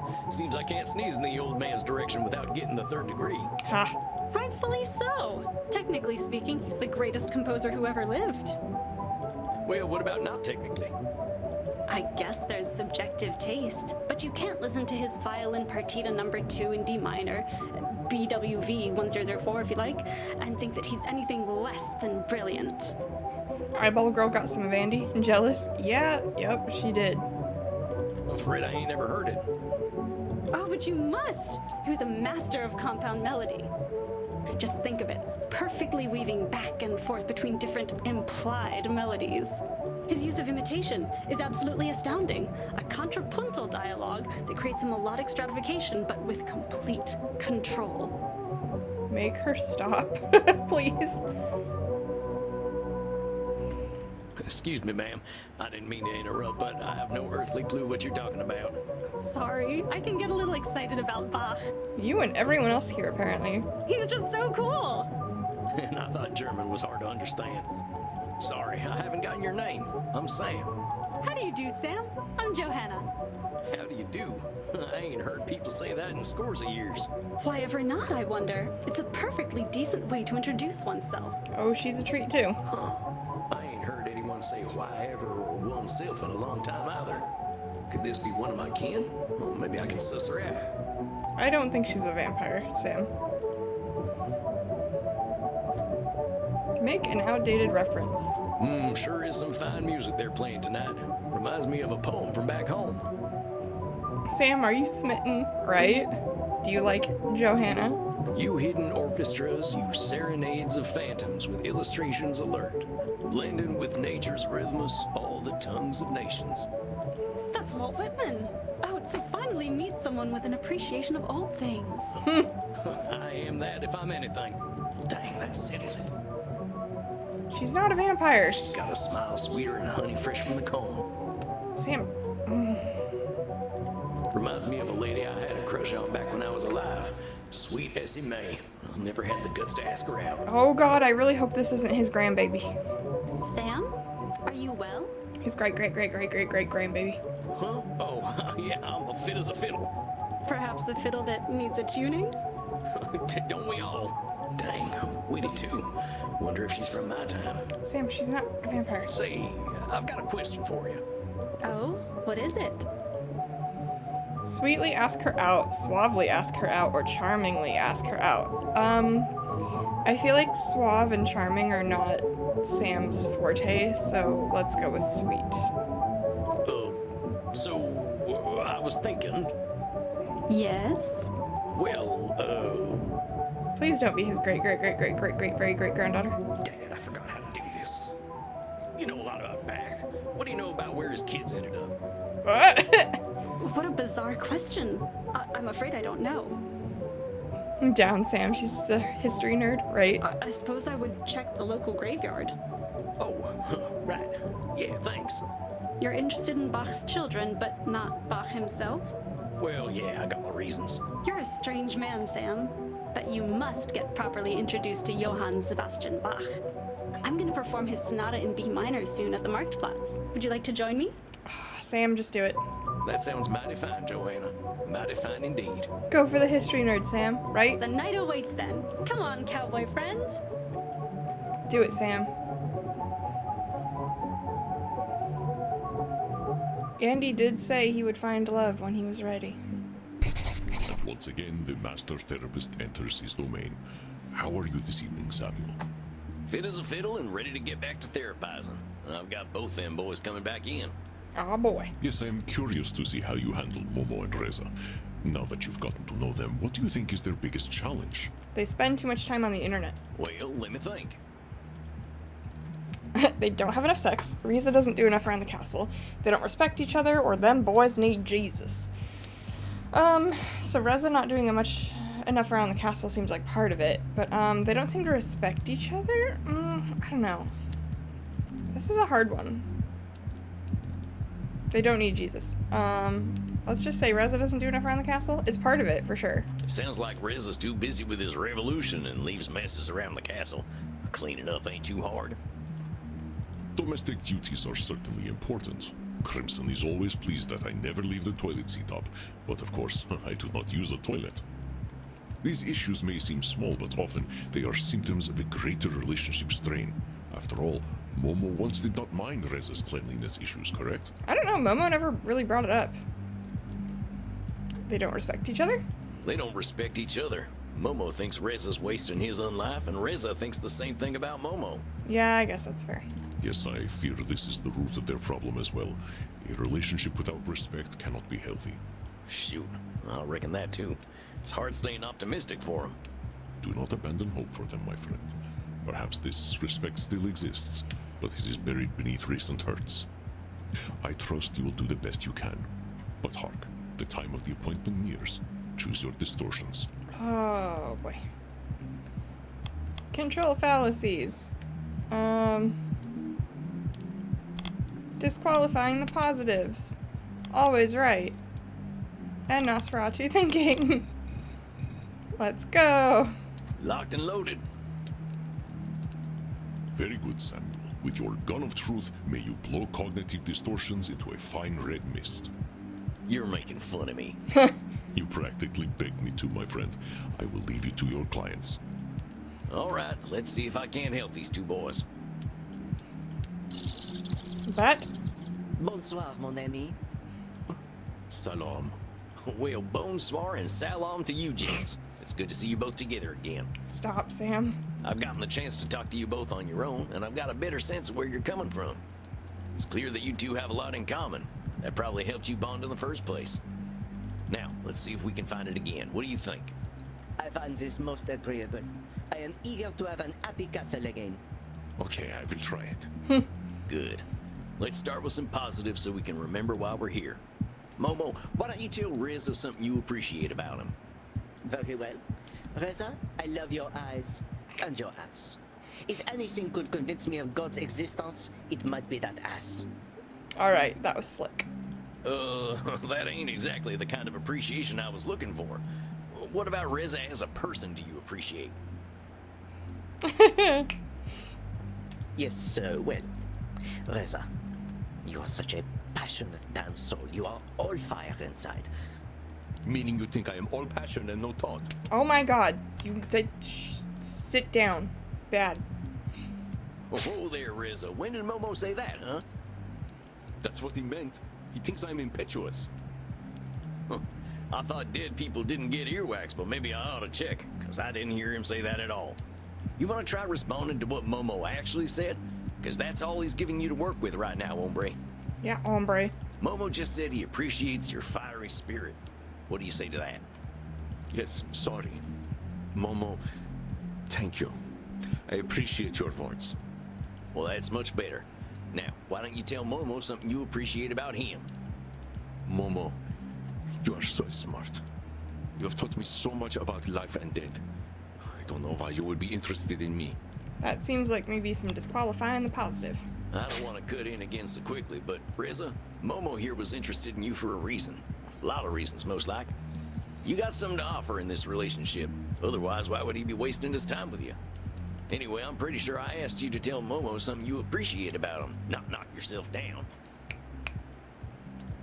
Okay. Yes, I am sorry. No need to apologize. Just tell Momo something you appreciate about him and leave the part where you're tearing yourself down out. Momo, I appreciate your intelligence very much. You are certainly the smartest man I have ever met. Oh, merci, mon poussin. I am glad you appreciate my intelligence. I hope you understand that when I advise you, it is not to control you.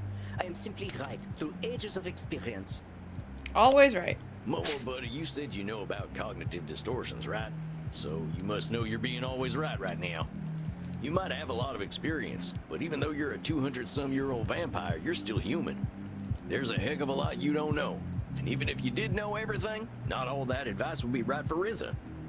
Am I being lectured by a cowboy who is younger than I am? Yes. Yep, you sure are. And if you're the man of reason you say you are, you'll hear me out. I ain't all-knowing, but you ain't either.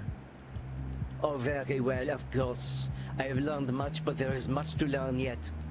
You see how he tries to act like my baba? Maybe I don't want to be told what to do all the time. Do you hear what Rizza's saying there, Momo? I'm not telling him what to do. It's up to him whether he'd like to listen to me or not. I'm not forcing him to do anything.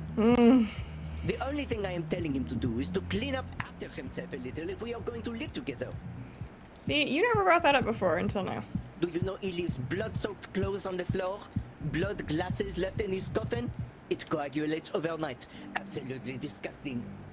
He's leaving bloody messes because he knows it will irritate me. Mind reading. Hombre, do you really think that Rizza is leaving messes just to irritate you? Well, he is trying to make a statement that I am too fastidious. So what you're saying is Rizza carefully puts his bloody stuff everywhere so you can find it. It's all a plot just to drive you up the wall. Well, clearly it's working. When he leaves a bloody shirt on the floor, he's thinking, gee, I bet if I leave this out long enough, it'll attract flies. That'll really get to Momo. You are making fun of me. I'm exaggerating a little so you can question the way you're thinking. Rizza might care less than you do, but that ain't the same as targeting you. I always clean up eventually. I don't know why a few bloody shirts has to be more important than, I don't know, the ancient war on the lower classes. Okay, but it's a lot easier to clean up some dirty shirts on the floor than it is to fix the ancient war on lower classes. So, pick your battle there, buddy. Ugh, there he goes again. Anytime he doesn't want to do anything, it's the Great Class War. The Great Class War cannot end, so what a splendid excuse to never clean up. This is why I told him to move to the opposite end of the castle. Okay, you two, let's turn down the heat a little. Don't want to start decomposing here. Momo, why don't you try telling Rizza why it bothers you when he leaves his bloody things around? Very well. Reza, when you leave your bloody messes everywhere, it makes me feel you don't respect me. You know I care for aesthetics. Rizza, you want to reflect that back to Momo? You're saying that I don't respect your love for aesthetics by leaving very small messes. That wasn't exactly what he said, but let's accept that. The reason I asked you to repeat back what he said is so you keep in mind what you know, not what you think you know. Now, hearing what Momo has to say, do you think you could make an adjustment to consider how he feels? So now I have to be cleaning all the time. What about my needs? Nosferatu thinking? Rizza, amigo, there's space between being a full-time janitor and being careless. You're posing extremes nobody asked you to go to. He would be a lot happier if I spent all my time cleaning. Oh my god. Momo, is that true? Yes, I entered a relationship with a vampire because I wanted to make him clean up around the castle. A natural choice. Momo here told you he doesn't feel respected when you don't clean up after yourself. It's up to you to decide how you're gonna respond to that. I understand that it bothers him, but what I don't understand is why he cares. Mon cœur, you were the one who said our blood bags should not have to clean up anymore. You said we were oppressing them. We were oppressing them. We were in a position of power over them and used that power to make them do things for us. That is the definition of oppression. And now we must clean up after ourselves. I do not see why this is so difficult to understand. Of course, I never understand anything. I'm just a pache who poops and pees and cries. Mind reading. No? Reza is committing to a narrative no one is telling but himself. Couldn't he at least tell more positive lies? Disqualifying the positive? Reza, compadre, nobody is giving you that Labeling, label yeah, we don't have that one, over and though. over again. When did Momo say you were a bache? When did Momo say you don't understand anything? He didn't. He just treats me like it because I haven't lived for 400,000 years like you old vampires. You know he is so old-fashioned he doesn't even like Gugush? What is Gugoosh? What's Gugoosh? Thank you, Sam. She is like the Persian beaches. Oh? You have no idea what you're talking about. You have such a short fuse, mon sang de feu. Why are you so angry? You are the reason I am angry. Anger is a reaction to injustice, and my anger tells me that you are looking down on me. Are we mind reading? Reza, buddy, you're letting your emotions create a reality that ain't there. We're here in this room because we want things to get better, ain't that so? If Momo just wanted someone to feel superior to, there's plenty of mortals out there who would love to be taken in by a vampire. Well, maybe he would be happier with a teenage mortal girl. Yo! Where's this coming from? Whew, dang, Reza's pretty steamed. I ain't sure this session is going to a good place. What can I do? Tame the wild stallion within Reza. Let's do the horse talk. Reza, nobody's here to hurt you. You're a good vampire. Ain't nobody doubting that. And it's okay to be angry. Worried about his sexuality? Maybe. Of course it is. I'm just trying to do something good in this world. We know you are. You're all right. You fight hard. That's a good thing. But we're here because we care about you. I'm so angry all the time. The horse talk works every time. I've been that way too. But you're among friends. So go ahead, be angry. I'm just so tired. I'm tired of fighting. I'm tired of feeling like a useless piece of shit. My sweet, you are not a piece of shit. I love you. Well, let's just take a minute. My eyes hurt. I know, amigo. Right? It would work on me too. Crying ain't fun for us vampires. But sometimes we gotta let it out. You must think I'm not a man at all, Sam Walls. Reza, don't go reading my mind. I don't think that at all. A real man ain't scared to feel his feelings. That's all you're doing here. He speaks the truth, mon cœur. I told you so often that I love your passion. I guess so. I know so. You are a man, and you're a splendid man. Do you think we can keep talking, Reza? Would you like to stop for tonight? No, it's all right. We can talk. Aww. It's such a fuck up. I try to help my people, but I can't do anything. I can't be a good revolutionary, and I can't be a good partner. Disqualifying the positive. No? Poor Reza sounds devastated, but his devastation blinds him to the good he does do. Yeah, I just said disqualifying the positive. It's such a... Reza, let's be I guess real for a Nosferatu sec. thinking. What are you supposed to do as a revolutionary? You can't control a revolution. You both are living proof of that. Well, not exactly living, but you know what I mean. Look what they did to me. I know, they did the same thing to me. People are gonna do what they're gonna do. You can lead a horse to water, but there's no way you can make him drink. But you got that horse in front of that water, and that counts for something. Compadre, I'm asking you for a little self-compassion. You done a lot for your cause. Hell, you died for it. You gotta realize that you're good enough. But it's not fair. I gave my life for a cause and I get nothing for it. But these religious zealots give nothing and win the country. That would be control or fairness fallacy thing, but we didn't pick that one. Hermano, you're still stuck in this all or nothing thinking. You're fighting, you're dying. There's no way that didn't get noticed. Heck, you know someone noticed because you got killed for your efforts. They wouldn't have killed you if you weren't dangerous, my friend. I guess so. You've been doing your part for your people, Reza. You deserve to care about yourself. And you deserve to care about this relationship. Yeah. I guess so. But it is so hard when everything that's wrong with the relationship is my fault. Thing is, relationship problems are almost never one person's fault. Momo, I think you've got some work to do too. Agree. Moi? Mon ami, I am 250 years old. I have sorted out my issues. I have accepted the world as it is and now live peaceably within it. Thing is, the world's always changing and we gotta evolve with it. Especially when we're sharing our lives with someone else. I have to say, for such an old vampire, you think very much like a mortal. He's not even that old. Humanity struggles because they cannot reason. They cannot find their own purpose. Even when they reject the gods, they create new ones. Nosferatu Where are you thinking? getting this, Momo? I know you've been dead for a long time, but you can't know how all mortals think. They find purpose all the time. Sometimes it's through the gods and sometimes it ain't. But when you overgeneralize like that, you ain't just judging mortals, you're judging our own humanity. And I think that's what Rez is feeling when you make light of his passions. That is not my intention. I wish to set him free, that's all. To think with his head, then with his heart. But you can't do that, amigo. That's Rez's choice. Compadre, let me shoot straight with you. You had this whole cult of reason thing you said, right? Ain't that just turning reason into a religion? Yes. Quoi? No, I'm mocking religion. But you're in a cult. And you've ridden on a pretty high horse with that mockery. Some people might even say that you're making absence of faith into a faith. Any chance that superiority gets in the way of setting people free? I would think so. I merely wish to help humanity stand up for itself. They should know better than to follow religious leaders. Then why are you following Reddits? Maybe you'd win more hearts and minds if you just lived your truth. And maybe you wouldn't make Reza here feel so bad for having his own faith that he can do something good in the world. Well played, American. You are wiser than you look. Ain't the first time I've heard that.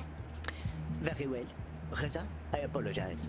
I have been dismissive of you, even of the things I admire about you, and I am sorry for it. Thank you. I just want you to notice the good things about me, not just my messes. I do sound sucré. I think we're finally getting to a good place.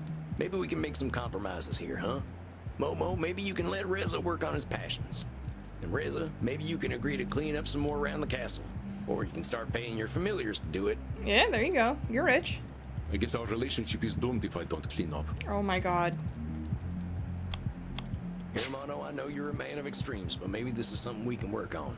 Maybe we can get you to see less doom everywhere. If everything's a matter of unlife and undeath, the stakes are gonna hit you right in the heart. You get what I'm saying? Yes, I guess so. I know it's tough to be on edge all the time. I needed a 90-year walk to cool down. Hopefully you ain't gonna need that. We will work on things together, my sweet. I will be patient with you if you are patient with me. I can do that. I still want to be with you. Aww. I'm glad to hear it. You two have got all the time in the world to work stuff out. We're gonna see some messy times, but we gotta go with the flow and give each other and ourselves a little grace. Think we can do that? I will try. I will as well. I don't need Reza continuing to think I am an ancient know-it-all of a man. Mind reading. And we're not gonna read each other's minds, or we're gonna try not to, right? Whatever Reza thinks of you, he's gonna tell you and not stew on it. Ain't that so, partner? The heartbeat. Yes, you are an ancient know-it-all man, Momo. Ha. I know I can be quite a pompous bourgeois bastard. No wonder they cut my head off. Hey, that's labeling. Well, let's go easy on the labels, too. So, how are we feeling now? I think we're gonna be okay. Yes, I think so too. Oh. I'm glad to hear it. Let's check in next month. We'll try out some of these new listening and compassion skills we're learning and see how it goes. You're a good man. I'm good and bad, just like any other human. All right, you two, fly home safe. Au revoir, cowboy copain. My goodness, that was intense, wasn't it? A little bit. But it all worked out. Sure as hell was. I feel like I've gotten stuck in a tanning bed. Ha. How do you think they're doing, boss? We can never know, can we? All I know is that you did excellent work, my dear. Aww. You are quite the teacher of compassion. Our kind have much to learn from you. Sure as heck wish there weren't so many who needed my help, but that's being human, I guess. In fact, I know there's someone out there in Leipzig who's crying out for help, and I'm gonna find him. Good for you, Sam. You know you don't have to, my friend. There are many in the club who would love to feel your fangs in their neck. But they don't need me as much as this person does. Very well, Samuel. Please do not burn yourself out, though. You are very sensitive to flame. I know. I think some air will do me good anyway. Then I wish you luck, my friend. Do enjoy the night air, and I will see you anon. All right, Andy, you have a good night. You too, my friend. Rest in peace.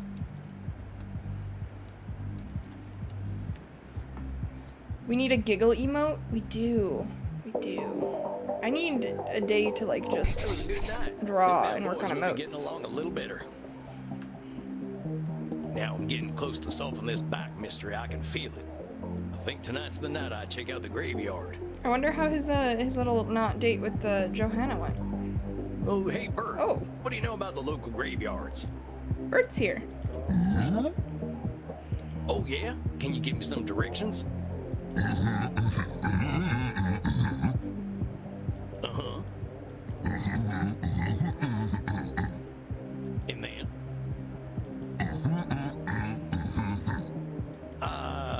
Actually, can you repeat all that? Damn it, can you just have him write it down? Oh, that way? Well, thanks, Bert. You have yourself a fine night. Have fun, Mike. So, you can talk, just choose not to. Dang, this place is a lot spookier than the graveyards back home. No, it's pretty. Wouldn't want to be stuck in them tombs. Wonder how often vampires get locked away here. If there's a vampire hiding out here, I'll find him. Looks like someone's been here, that's for certain. Do a vampire call? Boy, oh boy, what a beautiful night to wander a graveyard alone. Me walking around with my typo-negative blood and my clean-shaven neck. Alright, now Sam. Yep, a night walk's the perfect thing for a good circulation. Facepalm, real. Better not cut myself on something. The blood'll gush everywhere. Nailed it. Dang, nothing. Oh, dang it. Maybe there ain't no one here right now.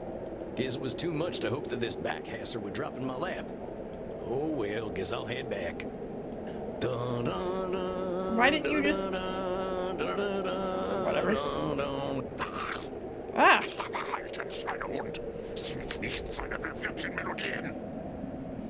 I sure hope no sexy vampires want to chase and bite me, right?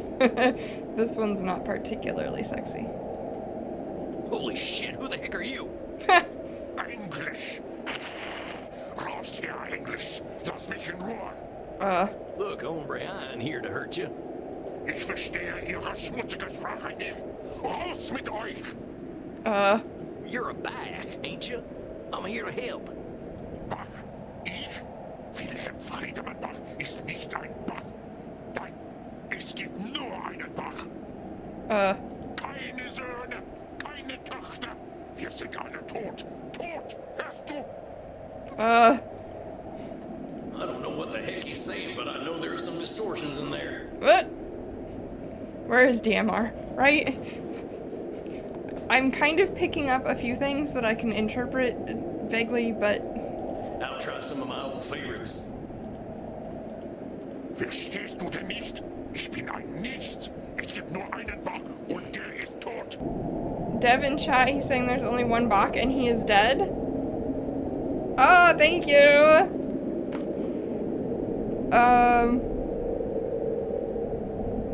Black and white thinking?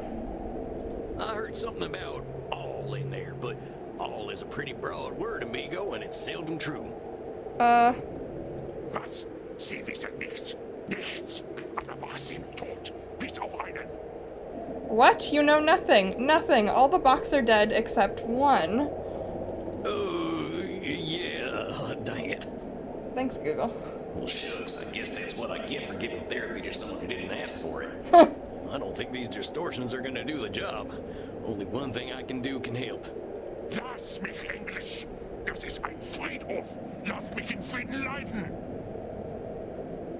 Translate. Okay, leave me alone, English. This is a cemetery. Let me suffer in peace. Horse talk. There, you're scared. Yep. It's Horse normal talk. to be scared. You're right to be scared. There's a lot to be afraid of, friend. But not me. I would never think of hurting you. The horse talk works every time. Was machst du denn? What are you doing? You don't gotta be alone, amigo. I got you. Nicht allein? Not alone? Phil, I don't know your language, but I know a man who does. You wanna come with? We can get you some help. Komm mit. Come with me? Question mark? That's right, Phil. I need a nice cowboy to comfort me like a horse, right? Like a scared horse. I agree. Okay, that's right, fella. We can help you commit. Komm mit. Jawohl. Come with me? Yes, sir. Come on, compadre. Let's get you some help. And maybe a bath. Well, another case closed for Sam Walls. Carry on, my wayward son was the achievement that we got for that one. I'm gonna cry. Triggered. Rescue a discontented child. And he looks shook out of his saddle to see another old vampire living in Leipzig. I think Bach Jr.'s in good hands, though. I hope so. After a night of confronting ghouls in a graveyard, though, I just want to watch cartoons. God damn it, Andy. Oh, death ain't so spooky. It can be fun. Oh my god, it's spooky, scary skeletons, isn't it? Let's stop watching TV. We won't watch the Oh, whole thing. dang. Might have a few daymares after that. Oh, well, bedtime for Sam. Good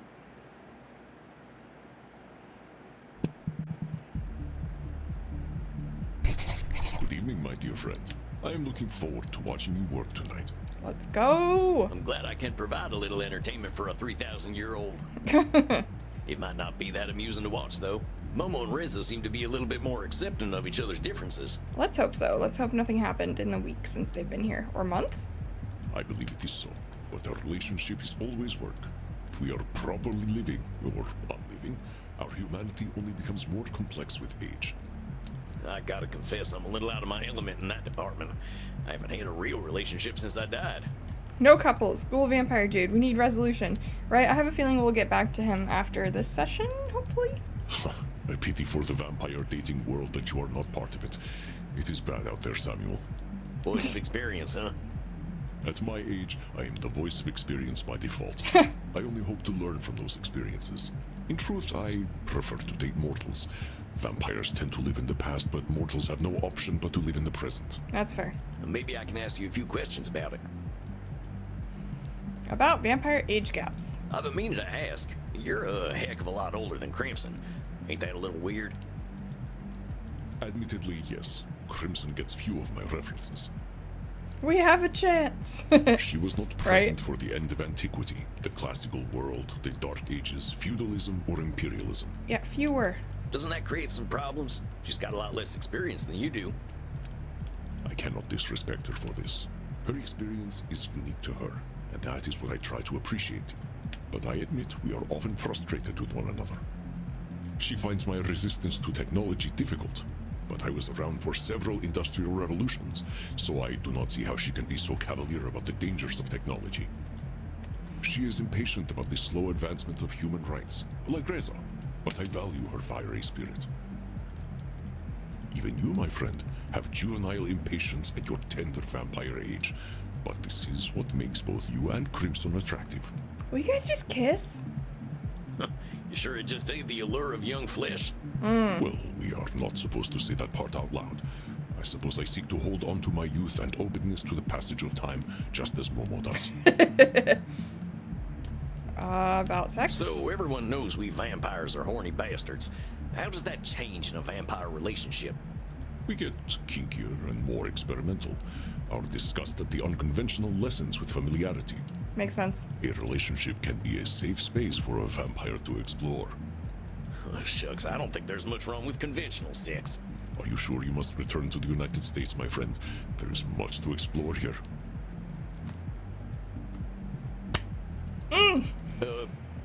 Yeah, I think I'm good. God damn it. Seems like our kind don't go in for monogamy much. Why is that? Vampires are complex. We experience either a deep understanding or a deep rejection of our own humanity. It is highly unlikely that one person can fulfill all our needs. Crimson's younger partners provide her with something different from what an ancient vampire offers, and I feel no jealousy when she engages with them. And Crimson cannot fulfill certain desires of mine, not because of unwillingness, but because of simple biology and age. Oh? I will spare you the details. Thanks. Thanks for that. Well, I think the best way for me to learn about vampire relationships is probably to be in one. Probably. Are you looking for love, my friend? Well, not looking exactly. But if a John Muir type lands in my lap, I ain't gonna turn him away. Oh, Samuel, it has been more than 100 years since John Muir died. Give us the details, right? We need to know. Yeah, For science. I know. I gotta move on. Like I said, I won't turn down an opportunity if it comes up. An opportunity is presenting itself right here. I hope not, my friend. But hark, I believe I hear our couple approaching. Choose your distortions well. Oh boy. Disqualifying the positive. Overgeneralization. Nosferatu thinking. What should we pick for our last one? I hope that they come back in good spirits, but I don't know. Maybe some fairness fallacy. I feel like Reza does a lot of fairness fallacies. Let's try that one. Got my tools ready. Time for some therapy. Very good, Samuel. May your compassion and patience lead your clients to more contented nights. Thanks, Andy. Evening, gentlemen. How we doing tonight? Uh-oh. Salon, Mr. Waltz. I think I'm feeling good tonight. I'm glad to hear that, Reza. You all right there, Momo? No, I am not all right. And I believe I have you to blame for it. Oh no. Me? Well, what did I do? You put all sorts of funny ideas into dear Reza's head. And now he has lost his mind thanks to you.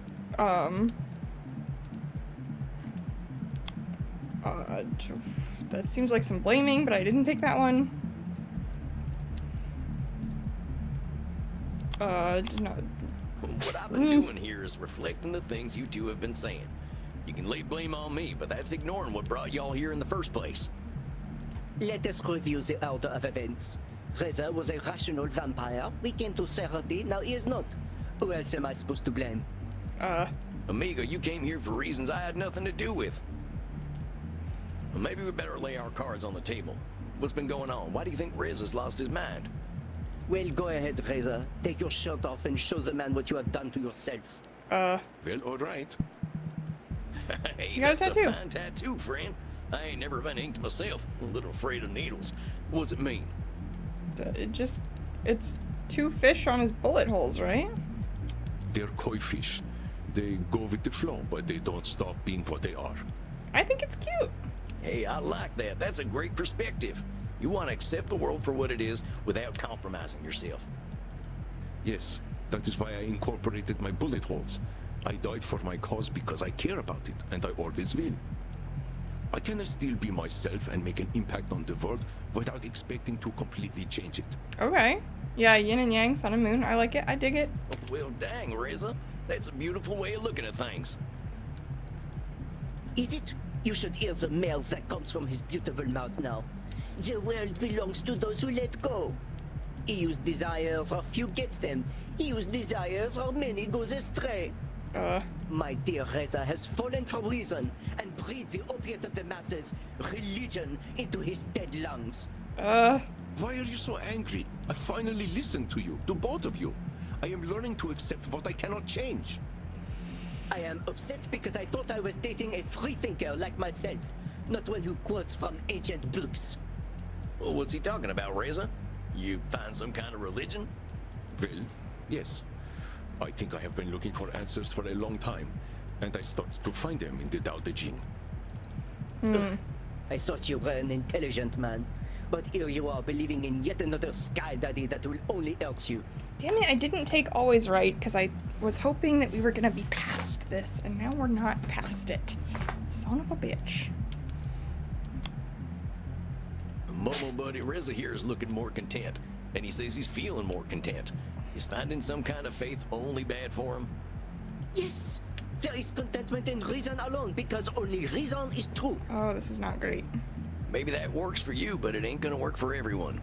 If belief gives Reza peace, why wouldn't you want that? Ugh, that is the way a peasant thinks. Religion is used to keep your kind from rebelling against their lords.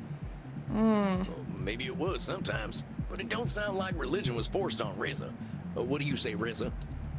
I'm not even religious. I'm just trying to find my peace with the world and understand my place in it. Why is that bad? You were right, Momo.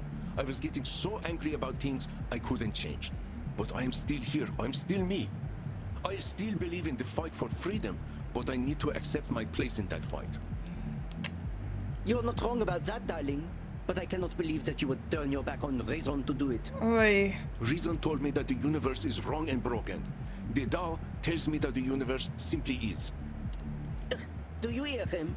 He sounds like a monk. He has given up on being a part of the world and now lives outside it. I don't know, he sounds fine to me. I have done no such thing. I am just trying to make peace with my place in the world. And the way to do that is to become a sheeple?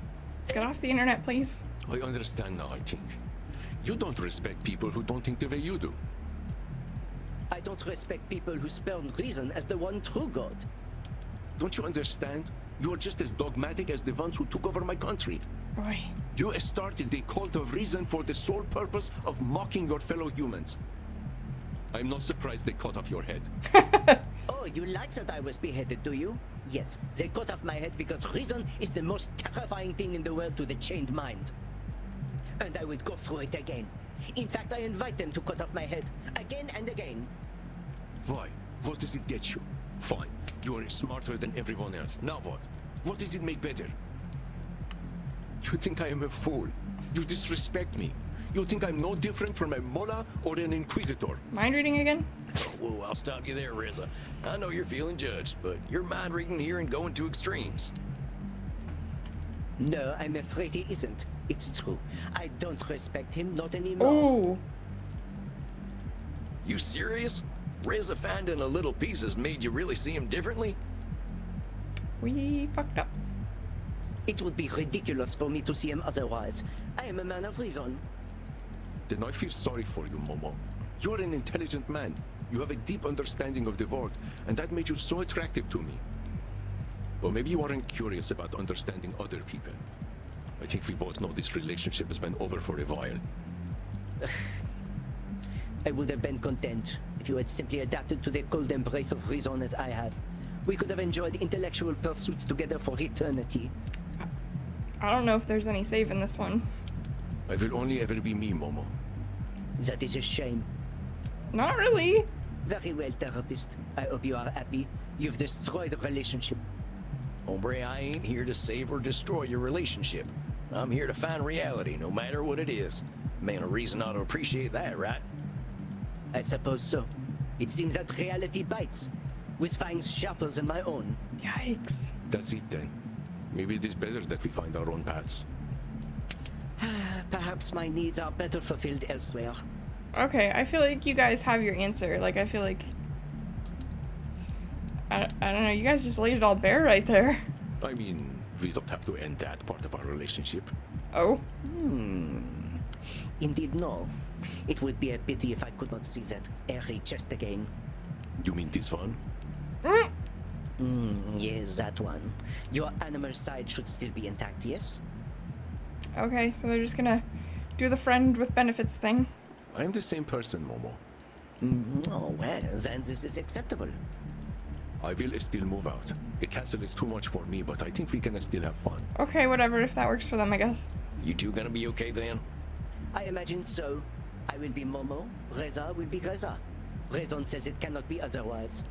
Well, I'm sorry we couldn't have a fairy tale ending here, but if we're not fighting reality, I think we're doing the prudent thing. If y'all need me, I'll be here for you. Thank you. I think I would like a therapist. I'll give you my Vmail address. Well, I guess we're done here, huh? Well, shit. Yes. It is sad, but I am relieved. That is not where I thought that was gonna go. That's just how life goes sometimes, ain't it? All right, you two, I'll let you get going then. I hope the new arrangement will be good for both of you. Well, I suppose I'll still get what I want.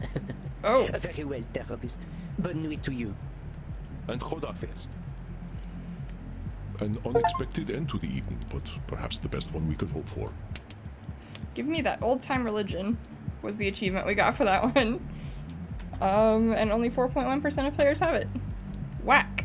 Kind of feels like it was going to be that way. The ages they're from are too different. Yeah, and it seemed like neither one of them were... Well, I can't say that. Reza changed. Reza was willing to listen, but Momo seems very set in his ways as an old man. Reza seems to have found some measure of peace, and Momo is not ready to be flexible in his thinking yet. It is common among our kind. Momo still lives in his age. Yeah, definitely. So I'm discovering. I wish I could have helped them two find some kind of middle ground, though. It isn't up to you, my dear. A couple is not a unit, but one and one. And who knows, perhaps in 1,000 years, Momo and Reza will be a wonderful couple. Maybe. Relationships ain't easy in life or death, I reckon. But this was probably a growing experience for both of them. Yep. Truth be told, even though it didn't work out, I'm a little envious. It need not be so, Samuel. I am certain that there are many who would love to experience a passionate, compassionate cowboy. They're right there. They can just kiss. Oh, shucks, boss. If it happens, it happens. I ain't in no rush. Then I hope you will be caught by surprise, my dear. Oh my god. Well, I will leave you to it. Tonight is the last night of Bachfest. I hope you will go out and enjoy the music. I will. Now that Wilhelm's in good hands, I can relax and enjoy it. Are we gonna... Right, stop hinting! Are we gonna get to see what Wilhelm's up to? Do so, my friend. Your evening off is well earned. Rest in peace.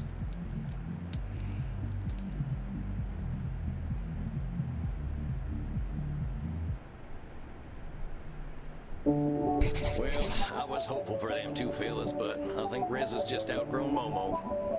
Alright, we haven't checked our journal in a while, so... Holy hell, my head is spinning. This month I've been threatened by monsters, drunk priest blood right from the source, faced an ancient demon, and helped my clients through some tough breakthroughs.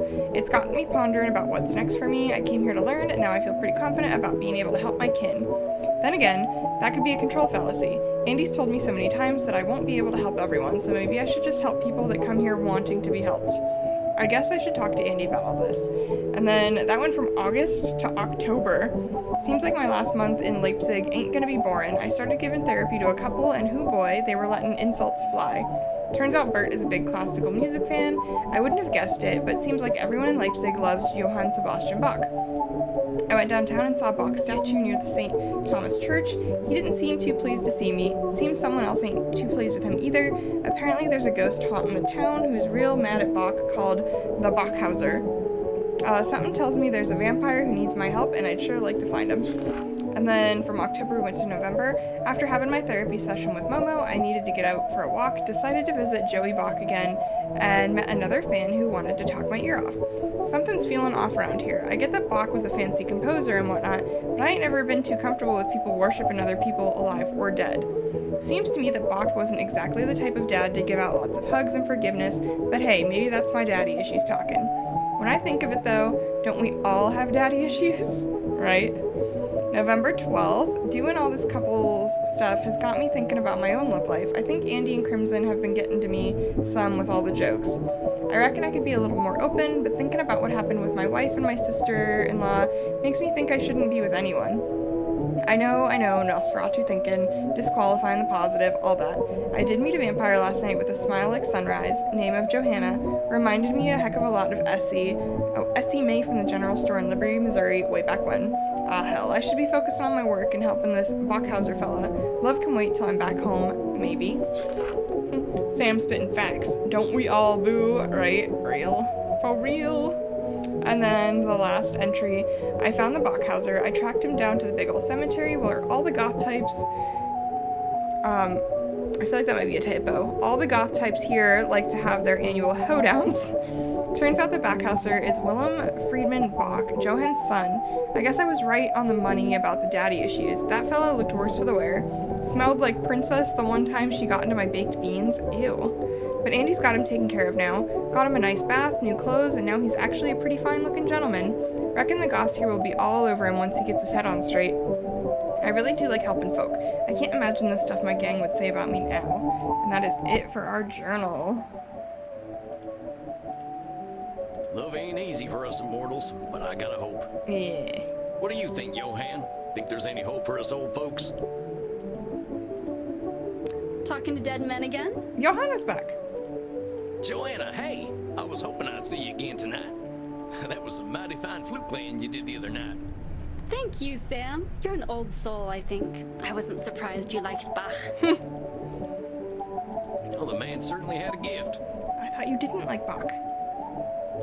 Did you end up finding his children? Yeah, I did actually. I think they're in a better place now. Being dead is in a better place? It can be. Oh, it ain't so bad. You get used to it after a while, right? You are a very odd duck. Has anyone ever told you that? I don't think so, but I like the sound of it. Then you are a very odd duck, Sam. Aw. You gotta tell me something though. How do you play the flute like that with fangs? Sam, she's not a vampire. Fangs? You don't know how to play the flute at all, do you, Sam? You just bring the head to your lips, loosen your jaw, and blow. Oh my. Word vomit. Would you like me to teach you how to play Bach, Sam? Girl, she said that. Oh, very much, ma'am. Very much. I'm afraid I'm heading back to the States soon, though. So am I. But we don't need to worry about that right now. Bach will play all night. Well, shit. What do you say, partner? Take a chance on love, Sam. Let's go. You got a point. We don't control the future. All we got is now. So what should we do with now? Oh my. There's something I love doing more than anything. Something I usually do alone, but right now, I'd love to have you join me. Oh? What's that, Sam? Joanna, I'd be honored if you'd take a walk with me. Oh, that's not what I was expecting. Why, I'd be tickled pink, sir. Mortal Temptations took a chance on love. Oh my goodness. And we finished it. Oh, that was sweet. Very nice. We got Sam a girlfriend, maybe. That was really wholesome. Not where I thought it was gonna go at all. Aww. Let's see, is there anything after the credits? If anybody wants to look at the credits, they can just pause the video, you know, when the VOD's out. Let's see. That's really sweet.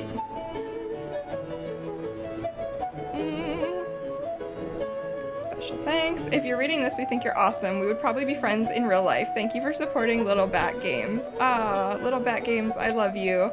Please don't stop making games. I believe in a thing called love. For sure. Obsessed. That was really great, and that technically means we've beat all of Vampire Therapist.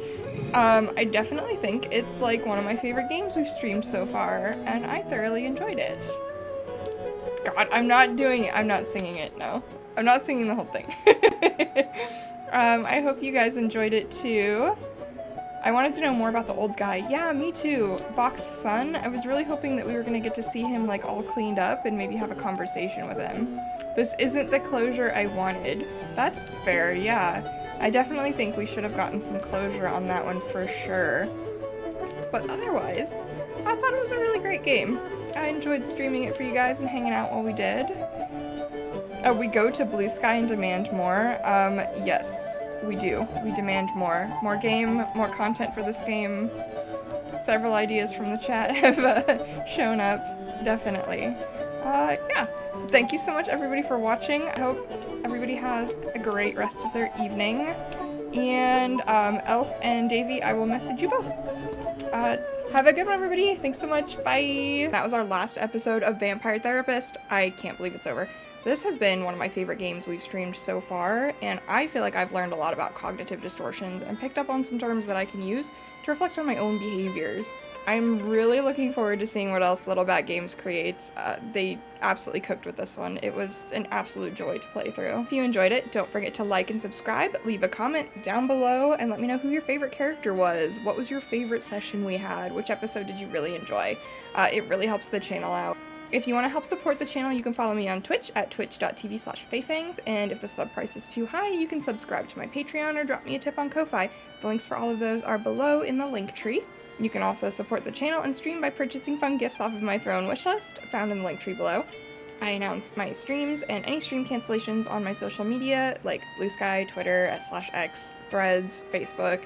Links to those are also below. What games do you want to see me stream next? Let me know in the comments below, and I'll see you guys in the next one. Bye!